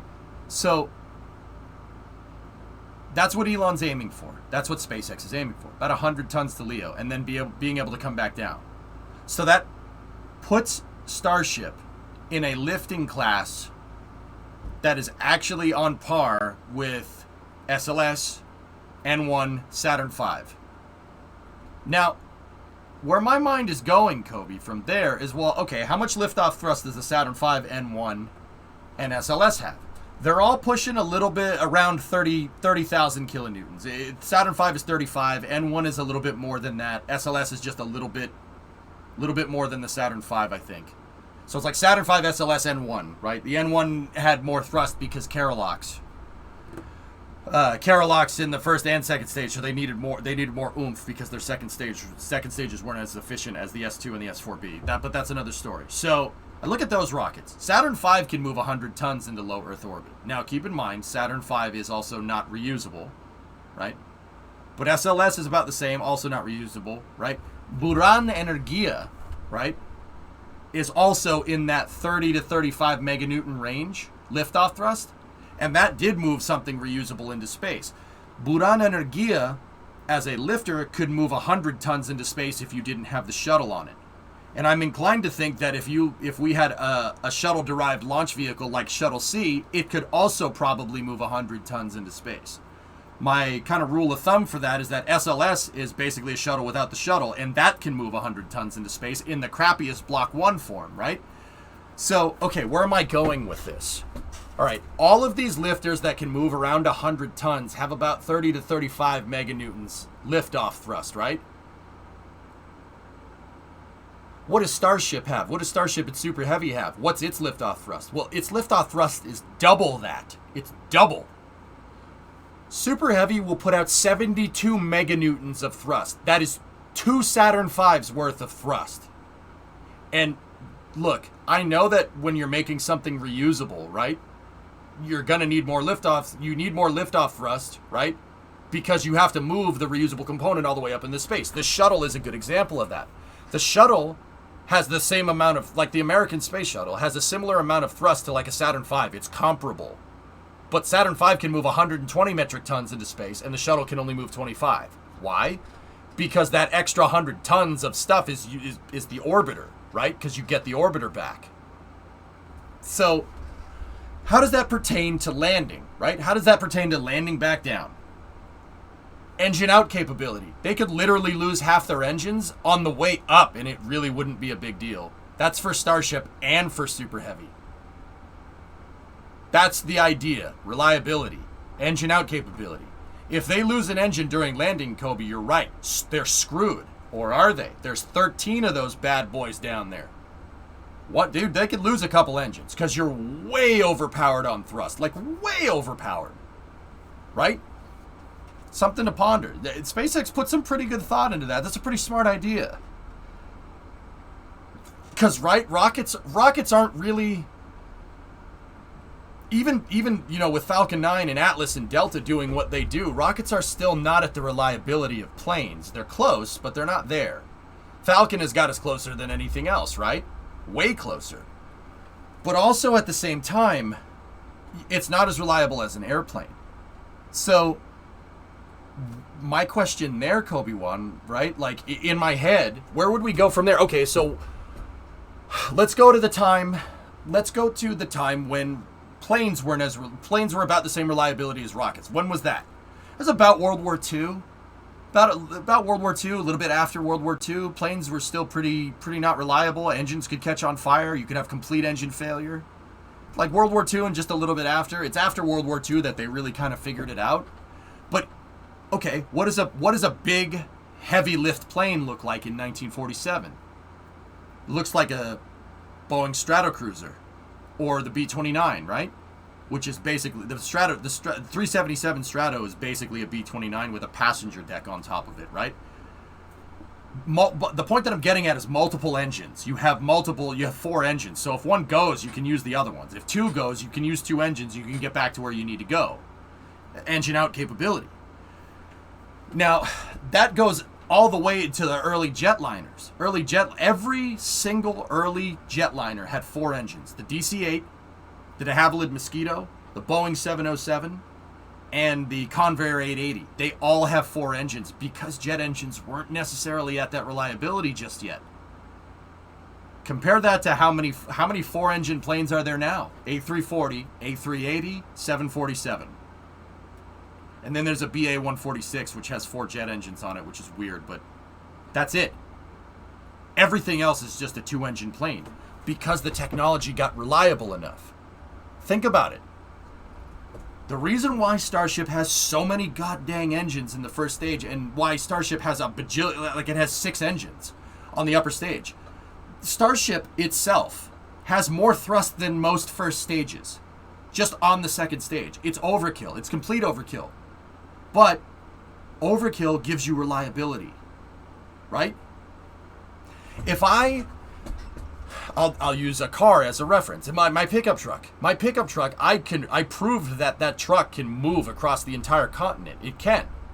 Me driving it to the store is overkill. But I know it's not going to break driving to the store because it drove all the way across the country. Right? That's the idea. Can it react fast enough? Sure, Tom. Raptors can deep throttle. They can deep throttle because of the high chamber pressure. Now, like I said, you start to think about this, it all comes together. Raptors can throttle really, really well because at full throttle, their chamber pressure is like double what a regular rocket engine is. 300 bar sustained chamber pressure is absurd. That is absurd overkill. You do not need an engine that performs like that. Right? And you definitely don't need 33 of them in the first stage. See what I'm talking about? Because Raptor is think of Raptor like a freaking fire hose. You need a couple of guys to hold that damn hose in place. But you could still get the hose to shoot far if you half the pressure. Now, right? Like, you could still do that. Rocket engines work like that. It's basically fluids going in and being converted to gas really quickly, right? You can deep throttle those engines because the maximum rated pressure is so ridiculously high. They don't even have to, you could throttle that engine to half and you don't even have to worry about the engine flaming out. You don't even have to worry about it. Which means Raptors can deep throttle and they can react. They're very good for landing. That's why Elon put all his eggs into Raptor 2 and stage combustion cycle, because these engines work like engines in KSP where you can just, the computers can fine tweak the throttle and you can land anything. Once again, that feeds into SpaceX being extremely confident about what they're going to do, what they're going to do in space, right? They're super confident about it by shortening the chopstick arms at the one at Kennedy, right? They think that they can land it. They think they can do it. It's pretty obvious by just what we see from the construction. And it makes more sense with the amount of engines that are on Starship, with the deep throttle capability. It all kind of, the picture kind of comes together. It comes into focus, right? Makes sense. Now, don't get me wrong. I firmly believe that they're going to try to catch the first booster. It's going to miss and it's going to blow up. And it's going to be a glorious freaking explosion. I don't think they'll get it on the first try, but they might get it on the first try. I wouldn't be surprised if they did. But I also wouldn't be surprised if it blows up. You know what I mean?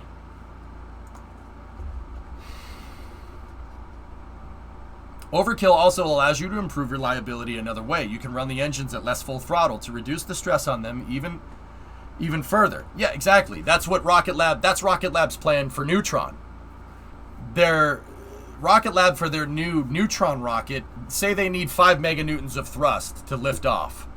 The engines that they're using for that are capable of making 10 meganewtons of thrust. But the engines being at half throttle is enough to get the rocket into space. That way you don't break your rocket engine. You're not redlining your rocket engine. That's why I use the truck as an analogy, right? You know, driving it hard across on the highways at high RPMs the whole time, or using it to go get groceries. Which one of those things puts more wear on the vehicle? Driving across a continent usually does that, right? Makes sense. Yeah, it's a win-win either way for us, Hunster. Oh, absolutely. Ignoring the wheel falling off. Well, that had nothing to do with the truck's design. That had everything to do with it being dropped from a forklift. Yeah, that had a lot to do with that. Even then, Drummer, it's crazy. That rear end got dropped from a freaking forklift. It got dropped from a forklift. They lit that thing on fire. They crashed it. The thing's still good. Then it drove across the continent. What a beast mode of a truck. Overkill is underrated, indeed. Dot, okay, completely random question. Considering starting a litter and debris cleaning company, what are some good entry-level, mid-level used trucks to consider that are actually worth a damn? Dot, any Ford truck that's pre-1996 is amazing. Now, don't get me wrong.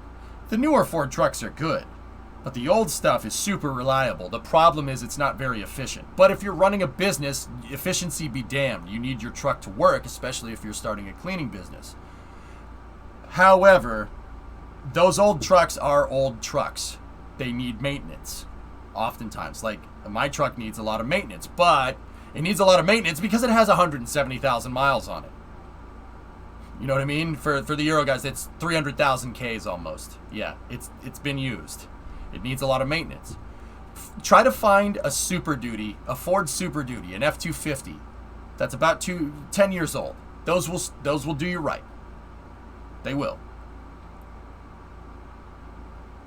And what's going to happen with Raptor 3 through 5? Yeah, there you go, Mac. That's right. Yep. Would it be possible to improve Raptor design to the point of getting an SSTO? Starship could SSTO firework with no payload and no thermal protection system. And I'm not just regurgitating that from because Elon said it a couple of times on Twitter a little while back. It absolutely could do it. But your payload capacity, if Starship's going to SSTO firework, your payload, one, it's expendable because you can't put the thermal protection system on it. It becomes too heavy. Two,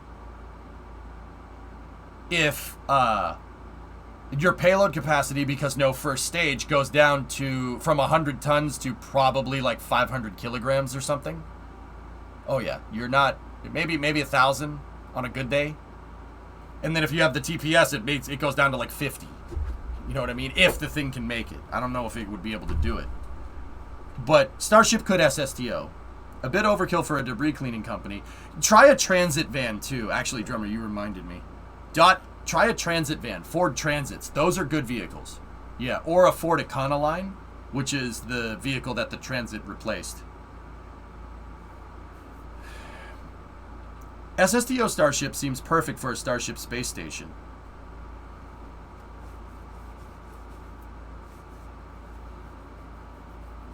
Yeah, maybe. Crew access to orbit? I don't know. Fellas, I think that SpaceX isn't necessarily, just on a side note, I don't think SpaceX is necessarily trying to figure out all the different variants of Starship, with the exception of the lunar lander. I don't think they're trying to figure out all the different variants of Starship right now, because right now they just need to get it to work. But I'm fairly confident that Starship could SSTO, but your payload capacity would go in the toilet because you're lugging that entire Starship up there the whole way uphill. This is what Super Heavy is for. And you notice how Elon is obsessed with making mass reductions on Super Heavy, right? Like no shrouds, right? No shrouds on it. No reaction control hot gas thrusters. Screw that, just vent the tanks. The reason why is because every little bit of mass that he squeezes out of that first stage is more payload capacity, so you can make the vehicle more reusable. The Starship. You're increasing payload capacity on your second stage by decreasing first stage mass. Big time.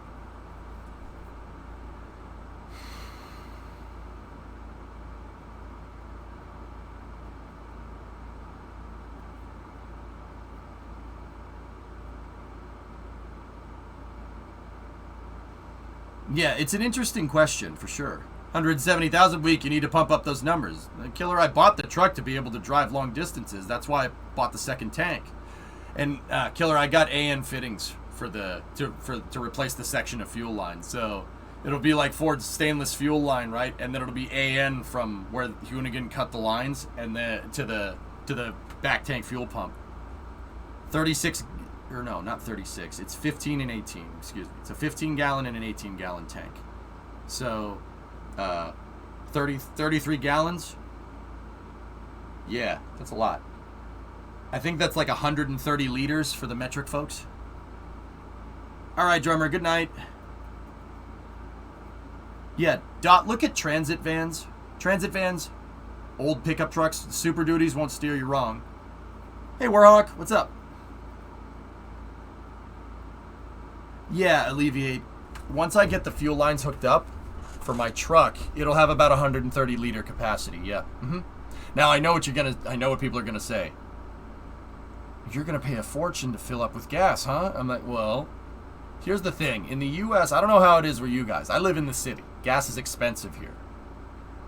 Outside of the city where I'm moving is not as expensive. So I want that extra fuel tank for when we start moving things with Tough Enough back and forth. I want that extra fuel tank because then I'll fill up in the sticks where the price is not nearly as expensive. I mean, don't get me wrong, it's expensive everywhere because you know why. But you save a little bit of money that way. Yeah, Alleviate. Filling that up here would probably be about $100. $100, 120. But see, we're talking about purchasing gasoline in mass quantity, right? So if it's 20 cents a gallon cheaper out in the sticks, that, over 33 gallons, that saves you, I don't know, $3-4. That's pretty good, man. In the UK, you're looking at 187 for petrol, 196 for diesel. I'd have to go check the unit conversions, Alleviate, but we right here, and keep in mind these are really high gas prices for us right now. We're at about, I think it's like a $1 a liter, somewhere around there. It's like $1.10 a liter right now, and that's a lot for us. Pre-pandemic, it would be about 60 cents a liter. Yeah, that's what the gas price was in Massachusetts, and even Massachusetts usually has high gas prices compared to the rest of the U.S. In parts of the U.S., that price went down to, I don't know, like 50 cents a liter, something like that. Yeah, crazy, right?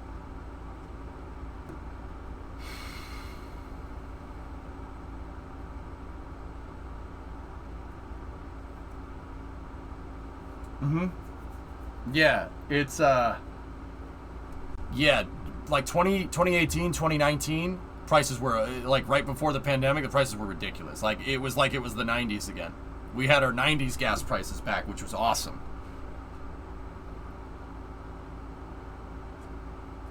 €2.3 euros per liter in Finland. Satana, perkele. 2.21 euros for, oh my goodness, you guys, dude. Now, don't get me wrong, I get the environmental impact of hydrocarbons and everything, but seriously, there's a reason why we like our oil over here, because that's ridiculous. You know what I'm saying? About 80% of your fuel price is taxes. Yep. Yeah, I know, Demon. Yeah.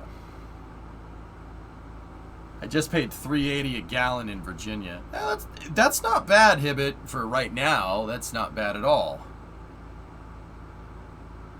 2.2 in Norway. Wait, Nick, it's 2.2 in Norway. Well, you guys have oil. What do you? How is that? How is that even a thing?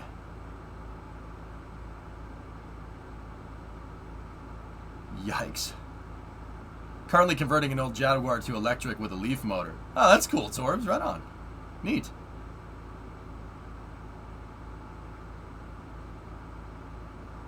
I mean, the thing about running an electric car is now your utility bill is going to get slammed, and electricity prices are high right now too. It's just like, okay, we can't really win now, can we?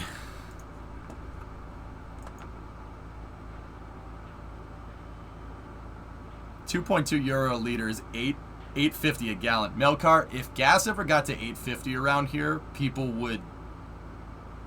That would be like civilization ending for us. People would be very mad. They're mad right now. People are pissed that the gas price is so high. But once again, I understand the reasons. Let's not get into that, man. Crazy, right? So, fellas, the actual other thing that I wanted to point out is that, look, check this out. See this thing that says, what is that, Kappa on the side? It does say Kappa on the side. That's great. See this thing? That's a concrete pumper truck. See the concrete truck next to it? The concrete truck turns the auger backwards. Concrete comes out. It goes into the pumper truck, and it pumps the concrete through that white line right there. The white tube. That's this type of truck and this type of setup is for pouring Kappa, Kappa, Kappa. Nice. This type of truck is for pouring gigantic concrete slabs. So like if you need to pour concrete slabs that are a huge surface area, the idea is that the concrete truck can reach over and start the pour at one side, and then the truck just moves back, right? SpaceX is pouring a lot of concrete around here. Now it looks like it's going to the berm, but it could also be going behind the berm. I think they might be putting a deflector here on the berm, but on this dirt pile here, because, well, when Super Heavy goes off, there's going to be a lot of explosion over here. And you really don't want that explosion going over here where your stored fuel is. Lest you want another Booster 7 pop. It is going on the berm. There you go. It's cheaper to live in a van down by the river. I'm tired of living in a van down by the river. What about a second one? Yeah, jeez, I don't know. You got something for me, Doc? What is this? Oh, yep. Yeah, there. Yep, see? Large surface area. This is coming from RGV Aerial. Yep, there you go. There's your pumper truck. Excuse me, pumper truck. Pumper truck is something different.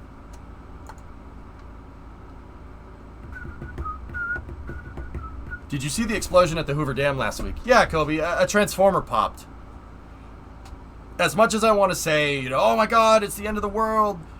Lake Mead is so low, and it is, right? It absolutely is. Transformers pop. That happens. Components wear out. Even electrical components that have a lot of electricity going through them. Transformers do pop. That does happen. So the conversion 95 octane in New Zealand is $11.50 a gallon. Smirks, we literally pay half of that. Less than half of that. Actually, more like a third of that. Yeah. Hey, everybody gives Americans crap for liking oil, but also,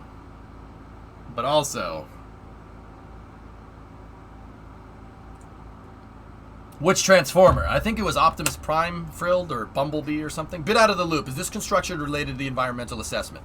No.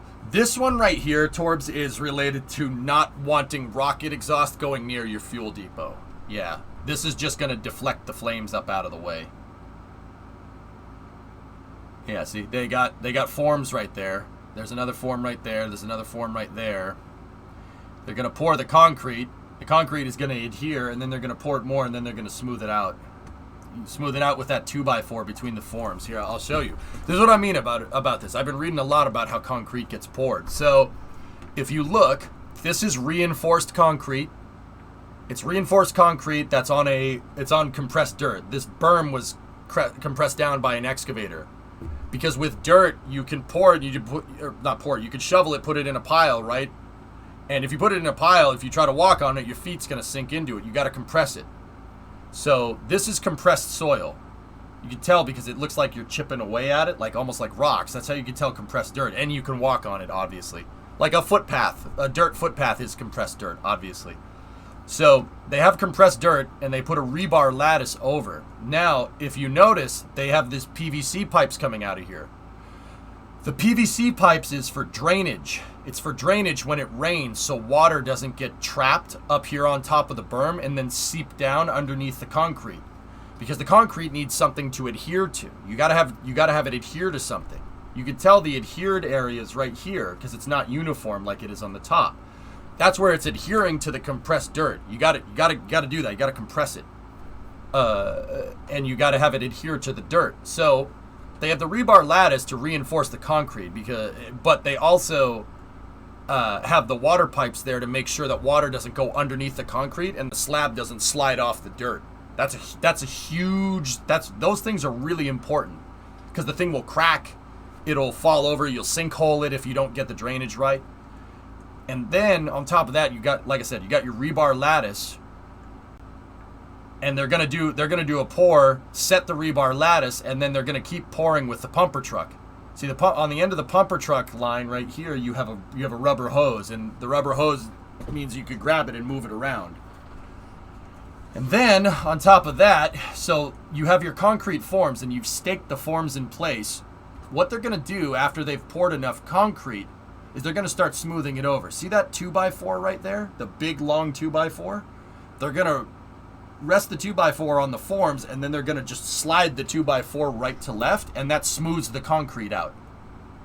That makes it look like this. Now, another thing to note here, fellas, is that this concrete right here, not cured. See, it's still gray? It's not cured yet. You got to wait like a week. You want it to be this light gray color, not the dark gray. If it's dark gray, that means it's not cured. It's not set. I wouldn't be walking on that thing. Over here, though, you can tell that they poured the left side before they poured the right. That's more cured than this is. Because see, it's starting to cure up right there. More of a shimmy, not a slide. Yeah, you kind of have to just, and that planes off the top of the concrete and levels everything. And you need to keep it wet. Yeah. I've been reading about it, and some folks, before they pour, Louiso, they spray down the water and make this soil, not mud, but they spray a top coat of water, like a bottom coat, I guess, of water, and then they pour. But yeah, I don't know for sure. But another thing to note, fellas, like I said, you have that adhering layer, right? Notice how the forms don't go all the way into the dirt. They're only staked into a certain level because they want the concrete to leak out a little bit. Because if it's leaking out of the forms like that, that means it's full. That means you don't have any air pockets in the concrete. You want this to happen. See how it's kind of rocky right there and this is smooth? Because you want to have your main slab up at the top nice and smooth. But underneath that, it's not going to be perfect because the dirt isn't perfectly smooth. You want the concrete to fill all that stuff in. And if it's leaking out the side of your form like that, so when they cast this segment over here, it leaked out a little bit from the side from where they left relief holes in the forms. That means that the concrete was pushed all the way to the soil because it's pushing out. See that? I actually learned that from Colin Furs, if you really want to know, from him pouring his concrete in the tunnel. Same idea. He put reliefs. So the concrete leaked out in one direction. That's how he knew stuff was full when it leaked. Secret tunnel, yeah! Yeah, exactly. See, a little bit on concrete. It's good stuff, man. I want to learn how to do this so when house buy, we can make concrete slabs. That'll be fun. Spraying the base with water keeps the concrete touching the soil from drying out too quick. Important with driveways. There you go. You going to build a secret tunnel in your new house? No.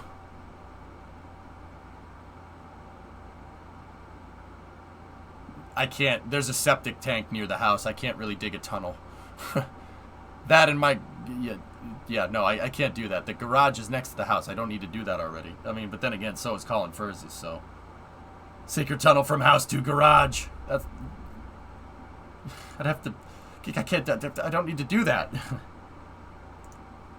They do concrete countertops that actually look really... Yeah, concrete countertops are pretty cool. In real life MSC inbound.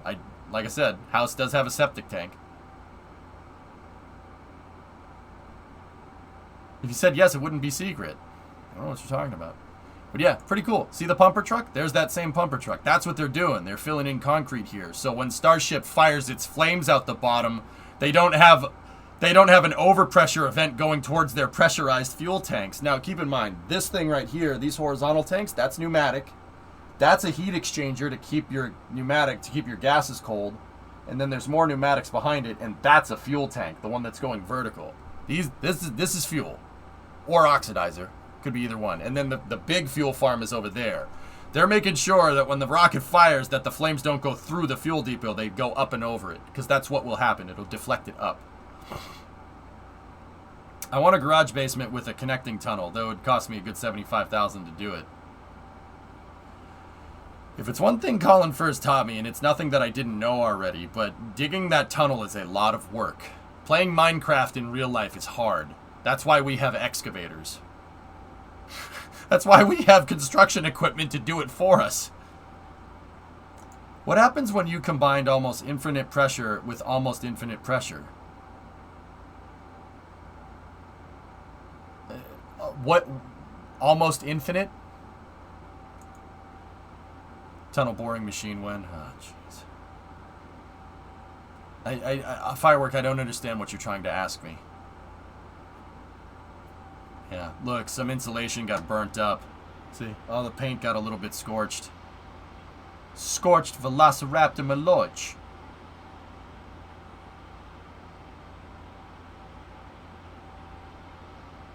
It looks like guy in the orange suit right there is telling everybody what to look over. That is a man basket.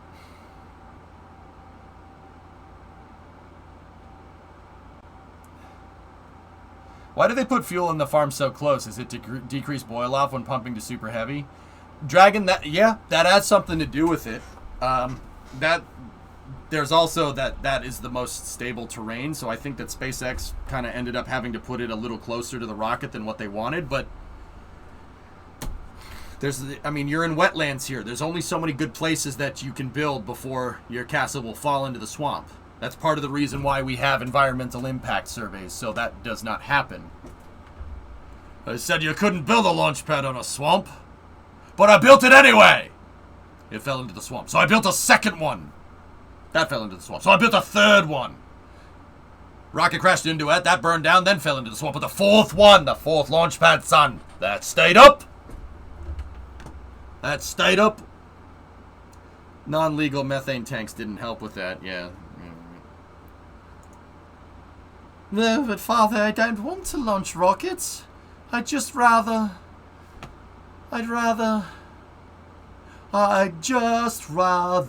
say... No, you don't reckon I'm just sewing here. No. But the fourth one, lad, that's one of my favorite scenes from that movie, dude. Can you tell? One of my favorite scenes from that stupid show. It's so dumb. I love it. I love that movie. It's one of my favorites. Your arm's off. No, it isn't. Your chopsticks is off. No, it isn't. Well, what's that then? I've had worse. Come on, you pansy. And what weighs more than a duck? Pigs! Apples! Very small rocks. A duck, exactly. So if she weighs less than a duck, she's a witch. And then she does that. Oh my god, I gotta watch that. Freaking duck weighs more. That's the best, dude. Now she turned me into a newt. I got better. To be fair, it was a very heavy duck. Ring out your dead. Dunk. Oh, wait a minute. Hold up a second here. Monty Python aside. Look. Somebody asked me if they're going to paint it.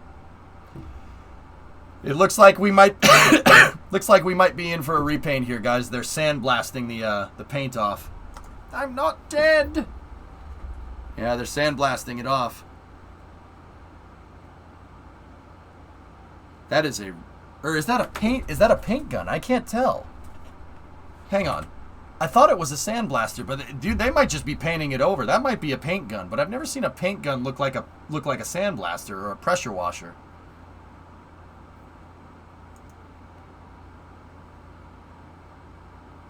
It does look like a pressure washer, man, but that pressure washer is straight up stripping the paint. What kind of pressure washer is that?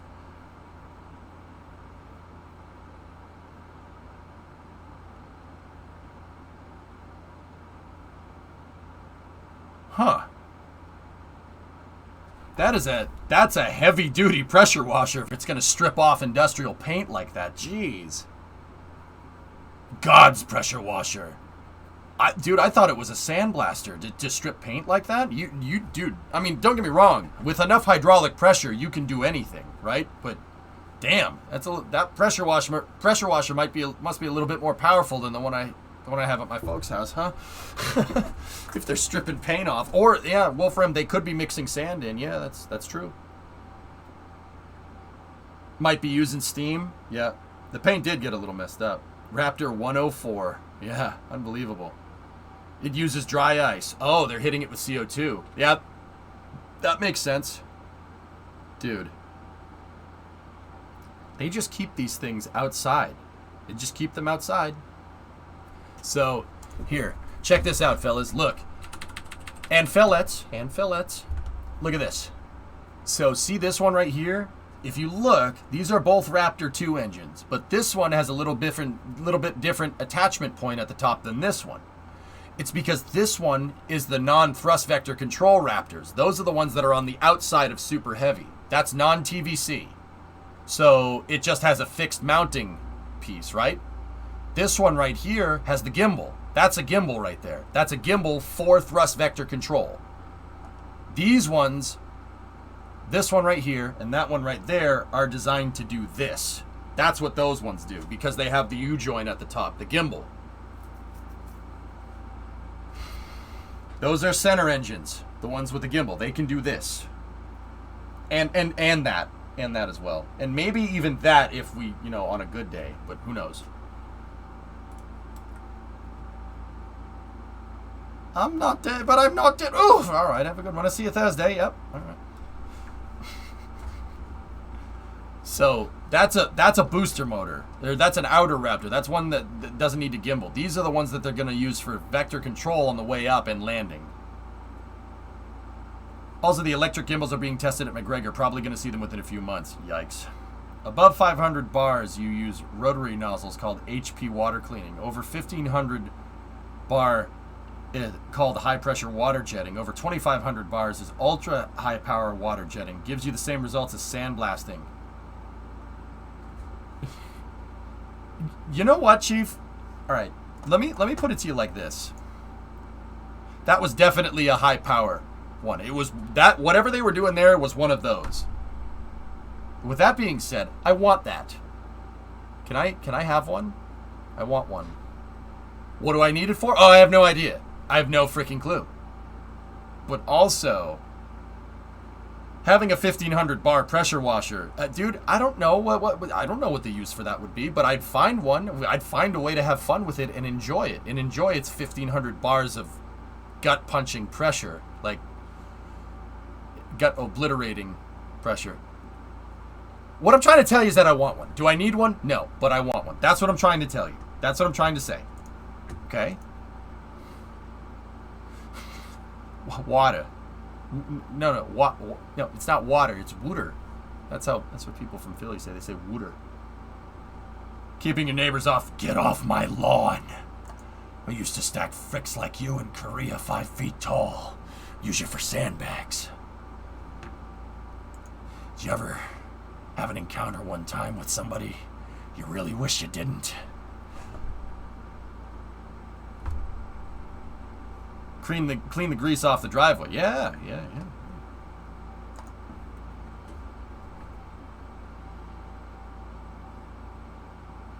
Yeah, that's crazy. I mean, like I said, Chief, with enough hydraulic pressure, you can... With enough hydraulic pressure, you can do whatever the frick you want. And that's why sailors respect the damn ocean so much, because Second, you underestimate the hydraulic pressure that the ocean has, your ship breaks in half. Yeah. You'll figure out real quick that the ocean is strong enough to rip a boat in 2 pieces. Yep. It happens all the time, unfortunately. Clean the driveway off the driveway. Yeah, Goku. See, that's a good idea. We should do that. You realize that the pressure washers you can go buy at a box store are about 100 bar. Yeah. No, that's not enough bars. I want more bars. Yeah, see, there's another booster engine. There's just two Raptor 2 gimbal motors just sitting there. To show you the power of Mother Nature, I snapped this boat in half. I want all the bars. And I want to go study for the bar and become a lawyer just so I can say that I have a bar. Another bar. Wait, what?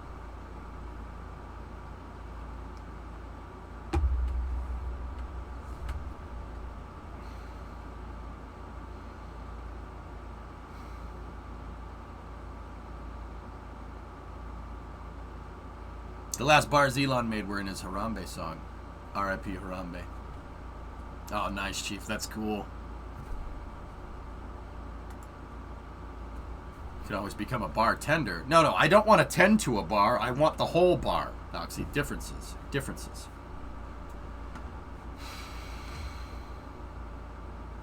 Occupy bars. Warhawk, are we alcoholics now? Occupy bars?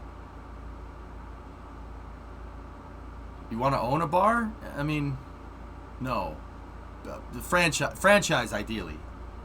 Bars. I said I want all the bars. Franchise would be ideal. We'll call it Eric Johnson Beer Administration. EDGBA.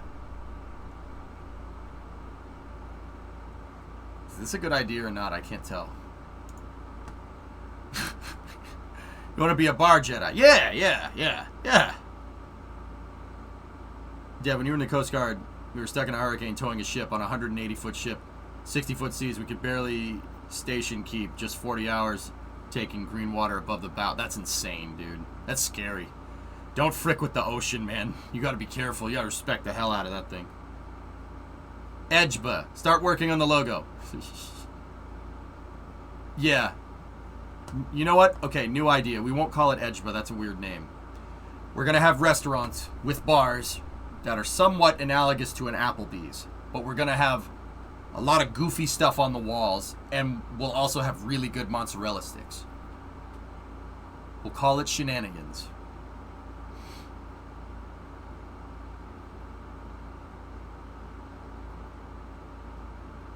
Oh, you're talking about Shenanigans, right? Will you require a minimum amount of flair? No, we will not require a minimum amount of flair, okay? People would go to Shenanigans for the atmosphere, okay? Predominant people can buy a cheeseburger anywhere. They would come to Shenanigans for the environment and the atmosphere. And if you think wearing 5 pieces of flair is you expressing yourself, well, okay, but I mean, predominant, RJ over there, if you see, RJ has 3 pieces of flair in his chat. Like, look, seriously, look at the chat. RJ has 3 pieces of flair. Okay? He has 3 pieces of flair. I'm not saying that you have to wear more, but, I want you to express yourself. RJ is expressing himself over there. See that?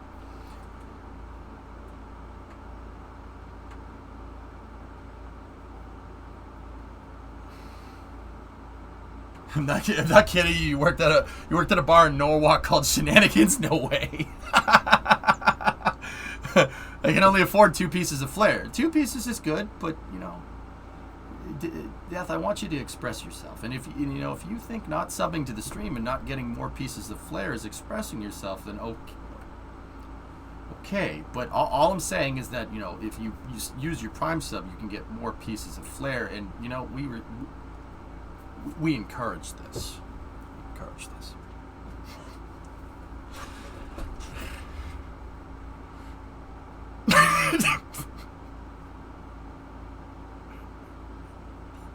I couldn't keep the straight face, man. I'm sorry. I couldn't do it. I couldn't do it. Only have two, but a big one. Yeah, no, Dodo, you have plenty of flair. You're good. You're good. People are like, what the hell? Oh, boy. Discovery, go at throttle. Ah, see, like John Cema is a 54-month recent. John chooses to express himself. He's been choosing to express himself for 54 months, you know. I swear to God, I'll pistol whip the next guy that says shenanigans. Hey, chat, what's that restaurant with all the goofy stuff on the walls and the mozzarella sticks?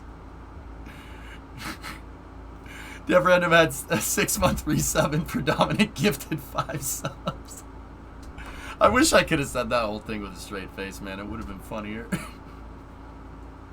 Also, at said restaurant that's called Shenanigans, we will have red staplers on the walls and TPS reports on the walls. Yep. But, you know, we'll put our own personal... The TPS reports will be thermal protection system studies from NASA. We'll put TPS reports on the walls. Thermal protection system, TPS. Yep. And the burgers will be grilled with propane. Yep. And the radio will be, in this restaurant, will be at a reasonable volume from 9 to 11 only, though. Wait, I was told that I could listen to the radio at a reasonable volume from 9 to 11. If Sandra's allowed to listen to the radio as she's falling, I should be able to listen to the radio while I'm collating, and I don't see why I can't listen to the radio at a reasonable volume from 9 to 11.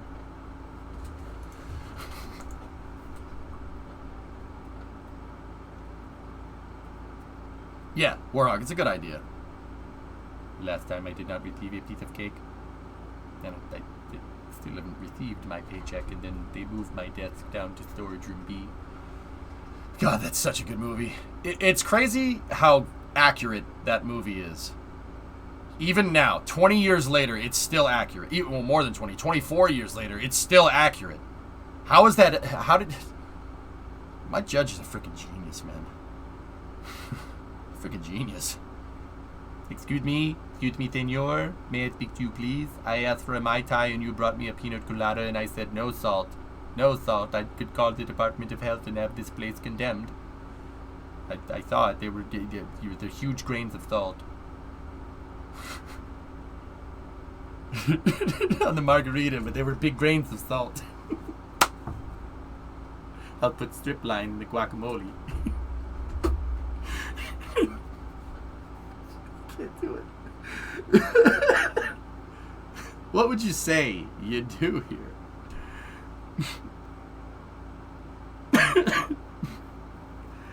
Yeah, Office Space is the best, man. It's such a good flick.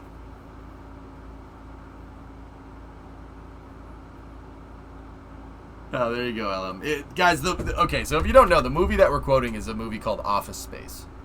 Office Space was made by the same guy that did Beavis and Butthead, King of the Hill. It's a guy by the name of Mike Judge. And Office Space is if you work in a corporate environment, watch Office Space, and you'll be like, yep, okay. It's a comedy movie about the weird idiosyncrasies of working in a corporate environment. Basically how stupid working in a corporate environment is at times. Yeah, it's pretty damn funny, actually. I'll tell you what I do, man. I launched 2 rockets at the same time, man. That dang straight, I always wanted to do that. Yeah, I figure I could hook that up, because, you know, investors dig dudes with launch pads. Not all investors. Well, the kind of investors that would invest in my rockets would. Good point. Alright. Almost done. I work in IT. I use PC load letter. What the frick does that mean? Every time some unexpected error pops up. Johnny, that would be awesome. I would laugh hysterically if I heard someone say that. Astro investors be like, bleh.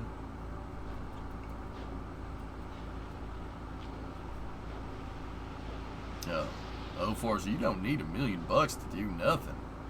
Take a look at my cousin. He's broke, don't do nothing.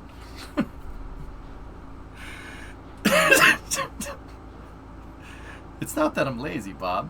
It's that I just don't care. Don't care? Call it the jump to conclusions, Matt. It's a mat with different conclusions that you can jump to.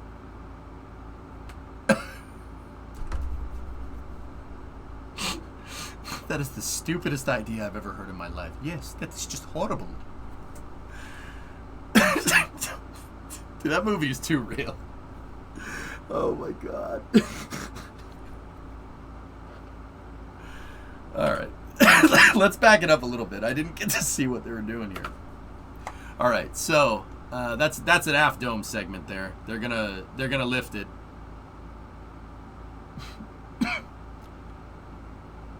I did nothing, Mank, and it was everything I thought it could be.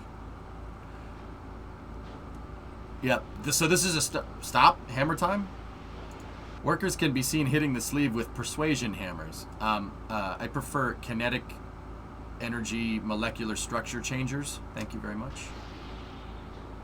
Yeah, you just gotta hammer it into place. It's stainless. It's not like you're gonna dent it. Yep, those guys are definitely using persuaders in there. Yep.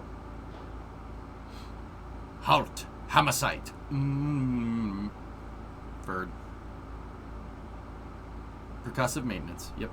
Kinetic energy. Molecular structure. Changers.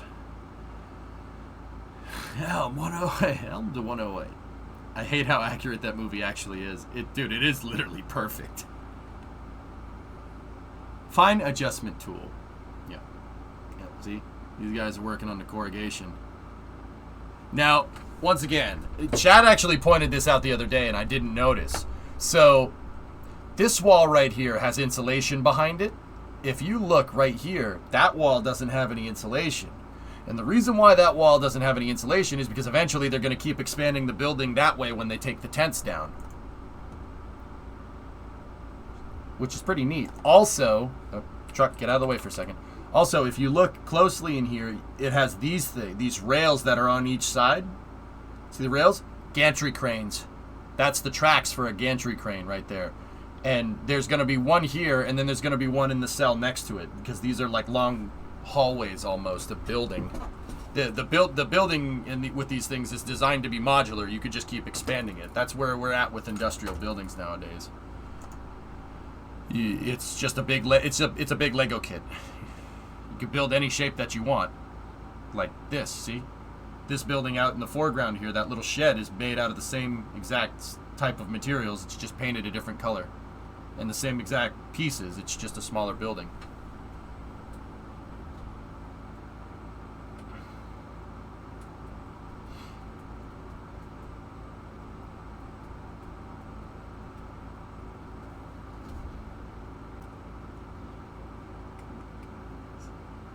Tickle.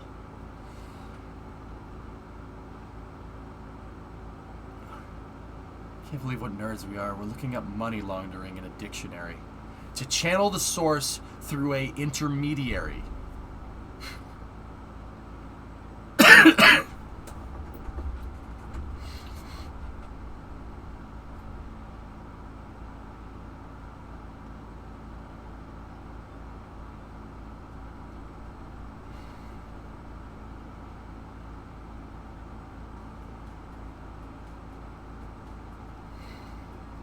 Alright. I think that's all the Starship stuff for today. But I do have more stuff. I do have more stuff here. Let's see. So, NASA Spaceflight actually had an interview with another startup company here.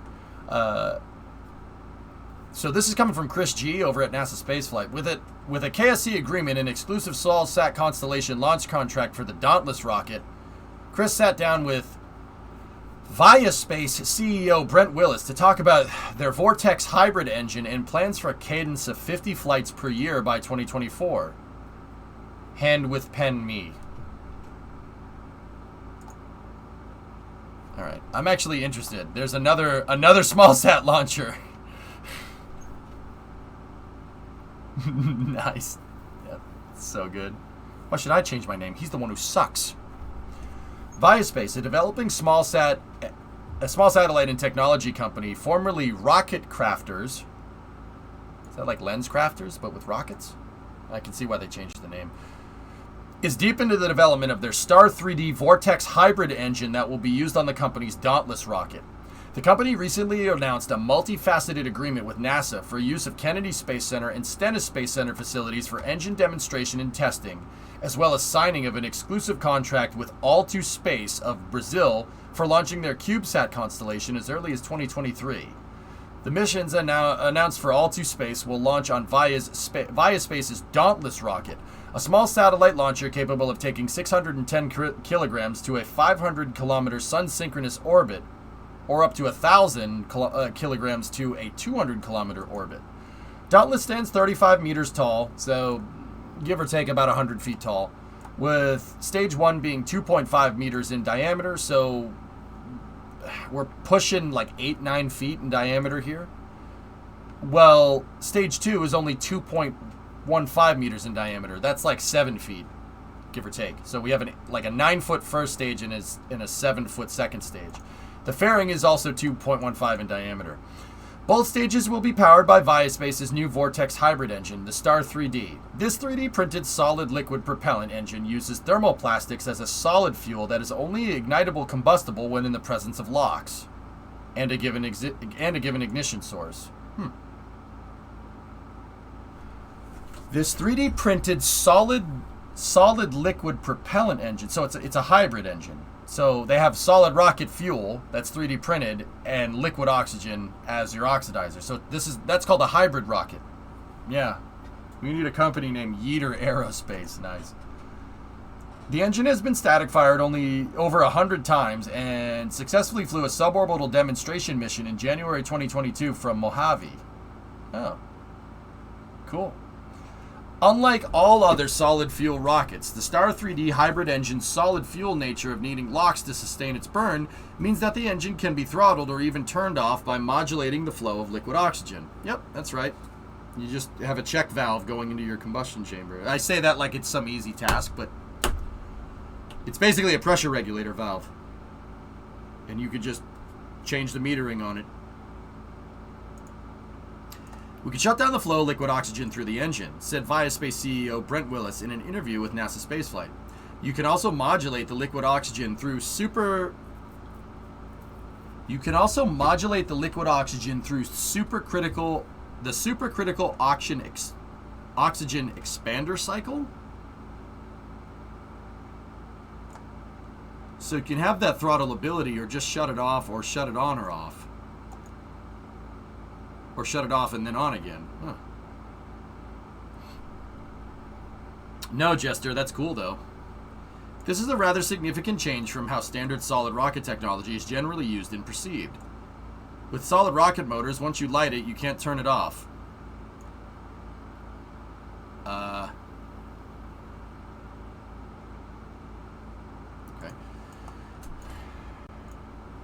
And you can only throttle a solid by changing the propellant bore shape to take away burnable surface area during the build, or take away burnable surface area during the build process.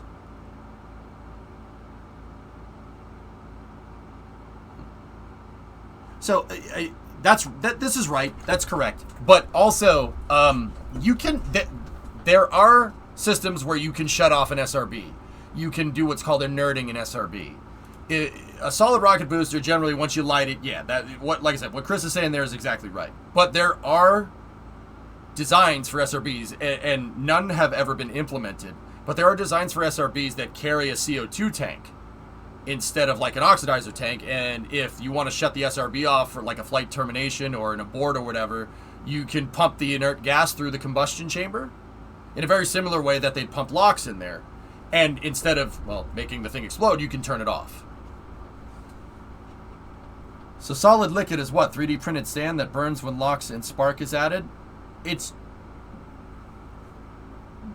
solid fuel, but there's no oxidizer that is baked into the solid propellant. So like, that's what Chris is saying with that highlighted segment right there.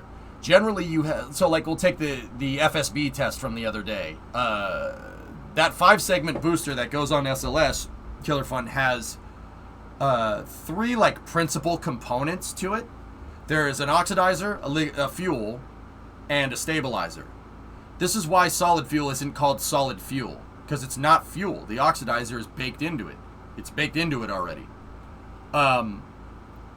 So the 3 principal components of like SLS's SRBs or the shuttle SRBs are hydroxyl terminated polybutadiene, which is your fuel, and ammonium perchlorate, which is your oxidizer. And then there's aluminum flakes, like ground up aluminum flakes that are in it for a stabilizer to help keep the burn nice and uniform throughout the entire SRB.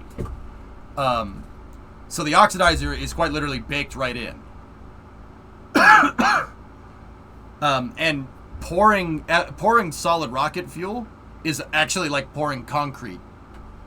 So they mix the ammonium perchlorate in the HTPB, and with the aluminum flake, they mix them together, and then they pour it in the SRB and they let it cure. It's like pouring concrete. You have to mix them and then pour it. I'm telling you, it's the same thing. Here.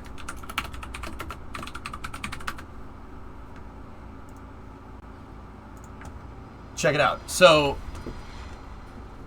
this is them making the SRBs, right? There's an SRB nozzle. There's the insulation there. And then, look.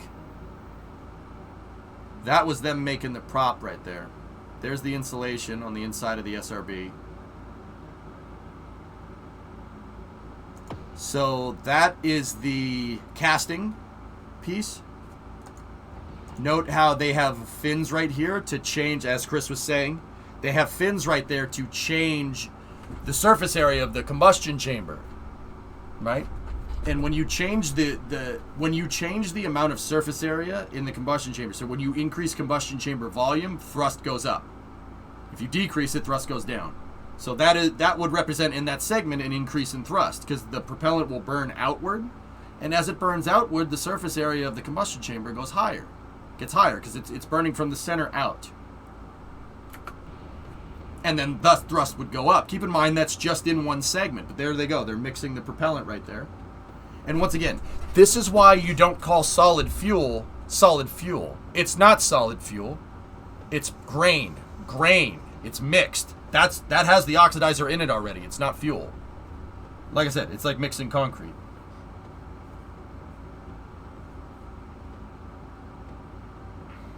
Pretty cool, huh?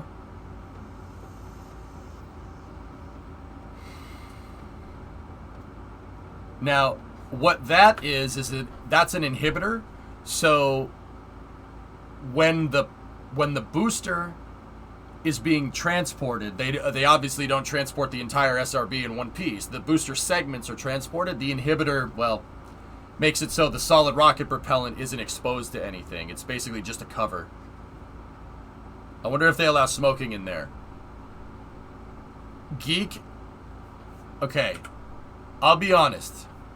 Obviously it's a joke. There's no smoking in there. But I'll tell you what, dude. It looks like this factory, it looks like they're casting in basically a freezer. I'll bet you this is like just above freezing temp in here. Think about it for a second. Look at all these dudes. They're all wearing like 2 or 3 hoodies. They look like they're about to shovel some snow. I'll bet you it's freezing in there because heat can make this thing pop. And you do not want this thing to pop. I will show you what happens when it pops inside of the factory. That actually happened once.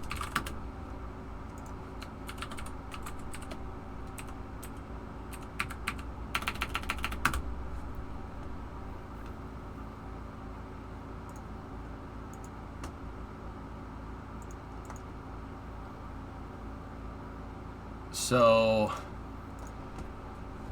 when Challenger happened, they stopped flying the space shuttle, but they were anticipating flying the space shuttle every week, so they needed a lot of solid fuel for that. So, when Challenger happened, they stopped the shuttle program for 2 years, so they had a surplus of SRB fuel, and they were storing it in the factory, and, well, watch. Yeah. There's a guy. Watch. And then the factory caught on fire. Yeah. Note how the flames are the same exact color as the flames coming out of the SRB when they fire. Yeah. Yeah. Yeah, that's a detonation. Look at the pressure wave. Boom! Yeah. Yeah, that happened once. Yeah. Geek, I'll bet you the temperature inside of there is like nothing. It's probably freezing, so that doesn't happen.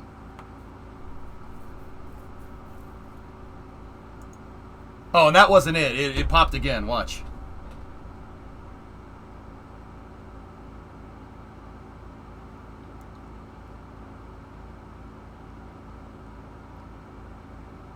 Has a lot of freedom going off all at once, huh? Yeah, see the pressure wave? Crazy, right? Yeah, those guys are in a walk-in freezer. Like, I've never noticed it before until you said that, Geek. I'm like, it's got to be cold in there.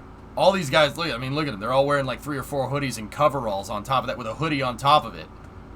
I bet you it's frozen in there to prevent the forbidden silly putty from exploding. That was Pepcon, yep. Pepcon, well, makes ammonium perchlorate and HTPB. They make that. But they make it unmixed, right? They mix it when they cast the SRB, just like concrete. Yeah, fellas, that's forbidden silly putty right there. There's your inhibitor. And then they pull out the casting. Oh. You know what the crazy part is?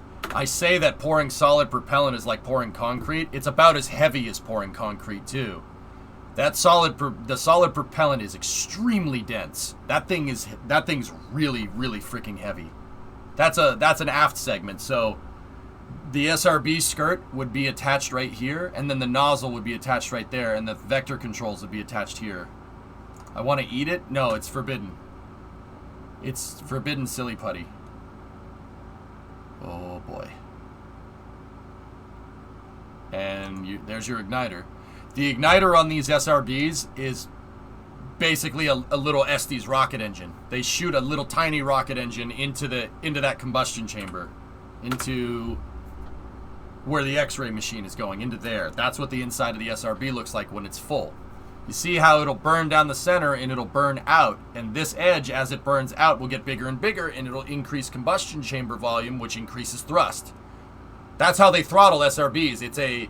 It's an analog baked thrust controller. Physically, how you put the propellant in there is how much throttle it has, which is cool. Now, the thing is that with this article that we're talking about from Chris, with Viaspace, it's not grain, it's solid fuel. The solid fuel's in the SRB like that, but then they spray liquid oxygen into it, and you can meter the throttle with that. You can control it in real time, which is cool. It's not pointy enough. The igniter must be insanely simple. The igniter is, yeah, Pop, it's just it's a little rocket engine. It's just, right? It's almost like a shotgun case. It's like a shotgun shell with no shot in it. It just, that's what it is. Bloodhound was supposed to use a hybrid setup too. Such a shame the project is shelved. Yeah. It's remarkable to me that those cores don't chip away when under all that pressure. Well, Jim, I mean, the Greeks figured out that a circular column, is one of the strongest ways to hold something together, right? Circular doesn't crack. I mean, look at the Parthenon. It's been up for like 6,000 years or something ridiculous like that. I don't know how much it is off the top of my head. It's ancient Greece, so it's a good while ago, right? It's not 6,000. I think it's 4,000, but I digress. Somebody will correct me on it, I know. A column is the strongest way. I mean, if you have a column and that has a great amount of weight on it, what is that weight but pushing out? It's causing it's causing shear. SRBs are the same thing. Pillars are really good at holding things up. This is just an explosive pillar that shoots gas out the bottom. It's pretty damn strong. No stress risers. Notice how all the radius edges in the grain too. Yep.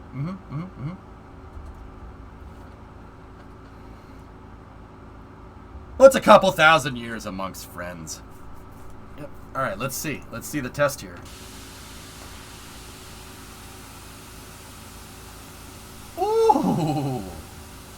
Wow. Look at look at how clean the flame is comparatively to other SRBs because they're using liquid oxygen. You see that? Well then. That's pretty neat.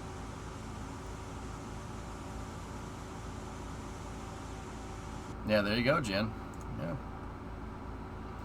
As Mr. Willis explained, it is real. Is it real or is it just some kind of marketing gimmick kind of thing? And the answer is it's real. It's really real. It's the equivalent of 2 million recycled thermoplastics. Willis continued explaining, you need high density polyethylene. And so it's actually the tops. The caps of bottles that's actually best. Star 3D solid propellant is made from the equivalent of 2 million plastic bottle caps per engine, specifically thermoplastics. That's hot. Okay, so other types of plastics outside of bottles, such as medical waste, can be used as well. They're using recycled plastics for their solid propellant. Cool.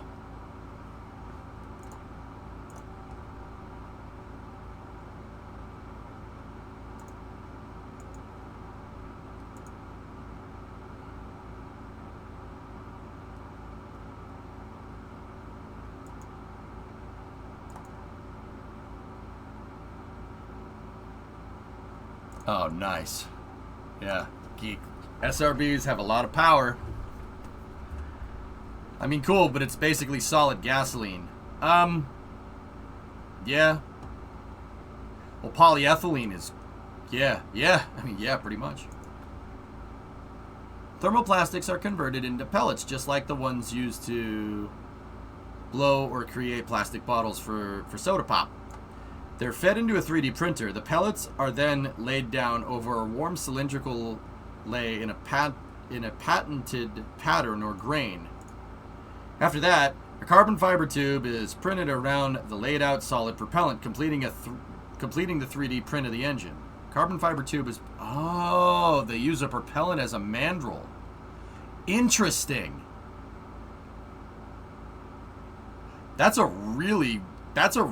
Wow, okay. That's a really cool way to do that. Alright, sweet. They make the solid propellant with no casing on it, they 3D print it, and then they use the 3D printed propellant as a mandrel for wrapping carbon fiber around it, and that makes the outer casing of the booster. Okay. With the solid propellant in place, how exactly does a vortex hybrid engine like Star 3D work? We take this 3D printed engine, and what we do is we take the engine and we use a patented laser ignition system to ignite the hot gases and liquid oxygen that are driven down the center of the solid propellant engine. And we create this vortex flow, so it's like a tornado going through this engine.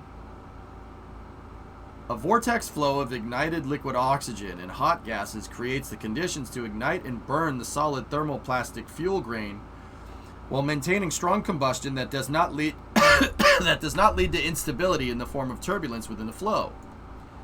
A significant issue in previous hybrid rocket engine design.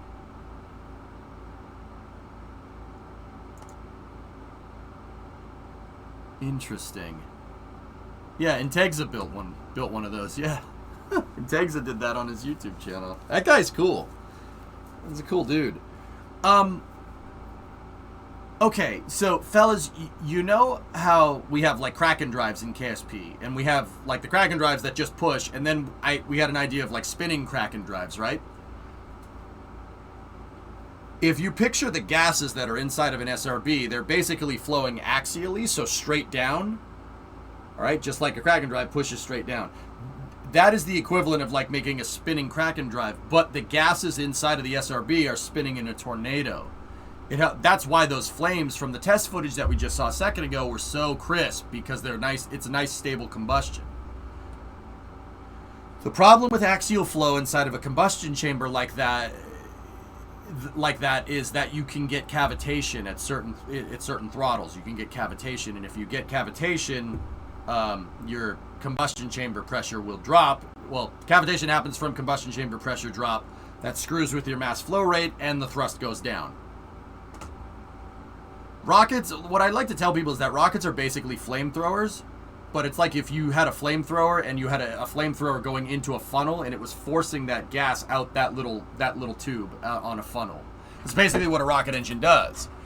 And if you don't have enough explosion to fill up one end of the funnel, it's not going to shoot out, and it's not going to get forced out. You basically, the flames will just go right through the funnel, and they'll just come out the other side. Rocket engines that don't have a stable combustion chamber pressure are just really nice flamethrowers.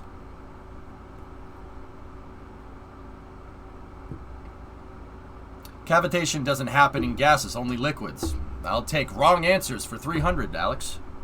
No, you can get cavitation inside of a combustion chamber, Signer. That's not right.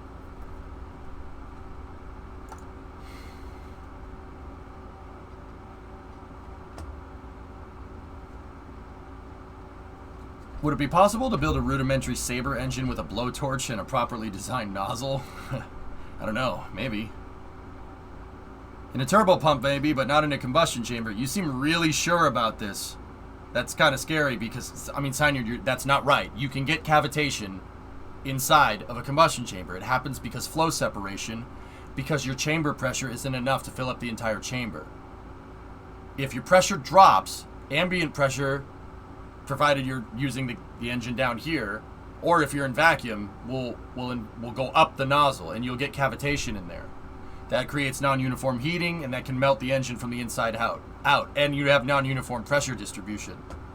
No, that's 100% wrong. Yeah, like 100% wrong. I'm very sure about this. You might want to go check again.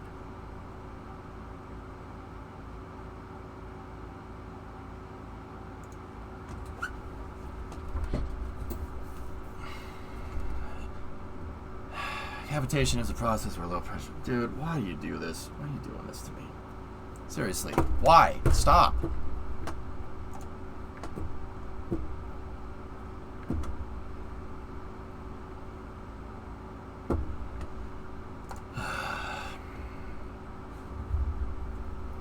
I'm going to keep going with the article. You can go be right in chat, okay?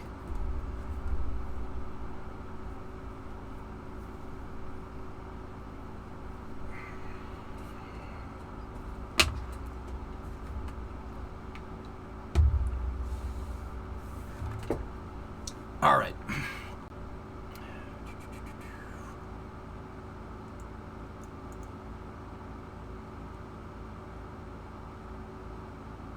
Where was I in this article here?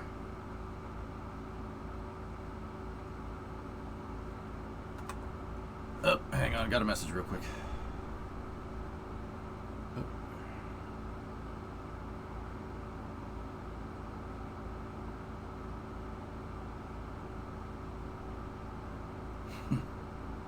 Cool.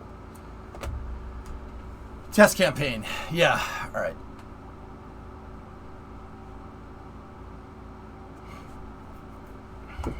The vortex flow of ignited LOX and hot gases creates a condition. Okay, so yeah, the vortex. There we go. Let's see. Throughout its test campaign, the Star 3D engine has produced a reliable maximum thrust of 110 kilonewtons with a specific impulse up to 350 seconds. It's actually pretty good. 110 is a little bit of a low thrust. A little low. That's low thrust. But if you have a small rocket, that's perfect. That's a good amount. 350-second specific impulse is extremely good considering you're using a hybrid engine. That's really good. SRBs usually don't produce good specific impulse. Anyway. For comparison to another small sat launcher, ETA Rocket Lab's Rutherford engines for its Electron rocket produces 26 kilonewtons of thrust in a vacuum. Just 2 Star 3D engines would produce slightly less than the same thrust as all 9 Rutherford engines for the Electron rocket at liftoff. I mean, yeah, okay.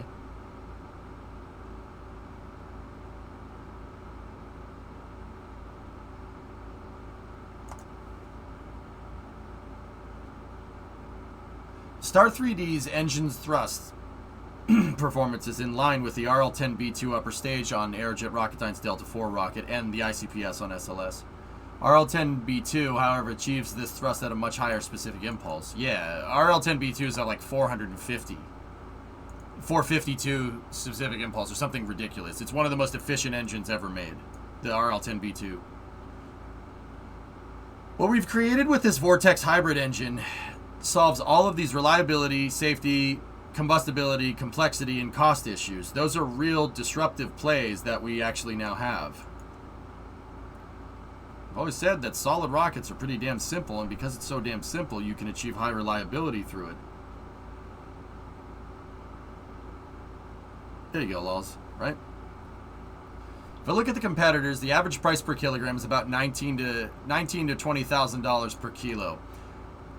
Viaspace's cost is less than $7,000 per kilo. And if you're a small satellite customer and it's costing you $10 million to get your satellite into space, you will gravitate towards the lower cost. Ha! Gravitate.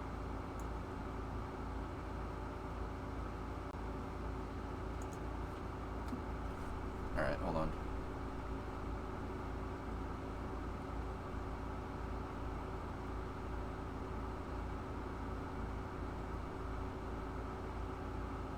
Give me 1 second.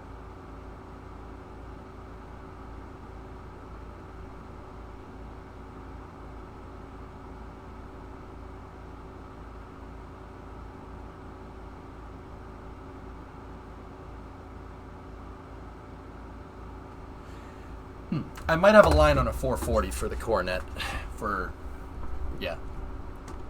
a price that's in my price range. Let me put it to you like that. That would be nice. That would be nice. All right, we might have a line on a 440. Not to switch it back to car stuff, but also, my buddy knows a guy who wants to clean out his shop, and he wants to get rid of a bunch of 440s. 440 is a 7.4 liter V8 Chrysler engine, and if we got one, because the guy wants to get rid of it, and he knows my buddy.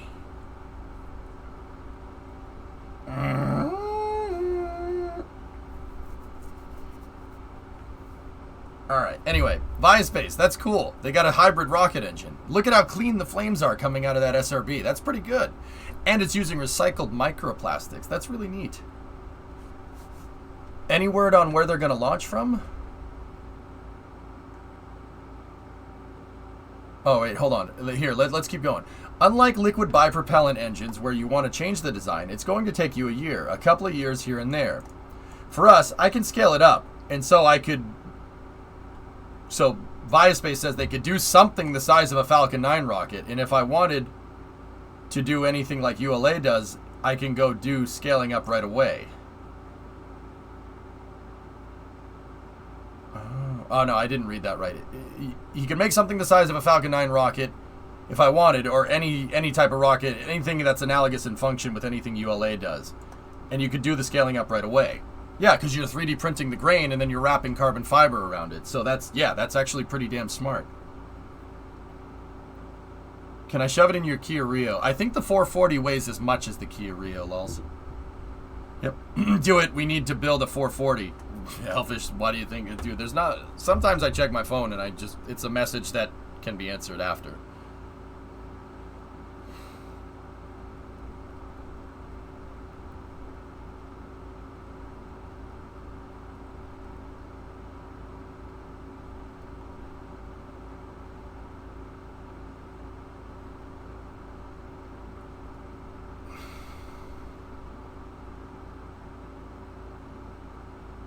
Give me 1 moment.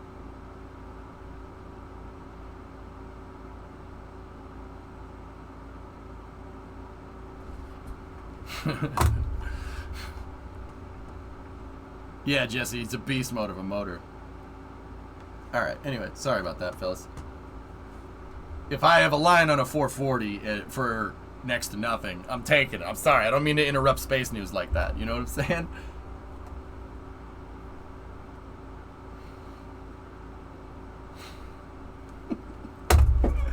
Hopefully, that would be really nice.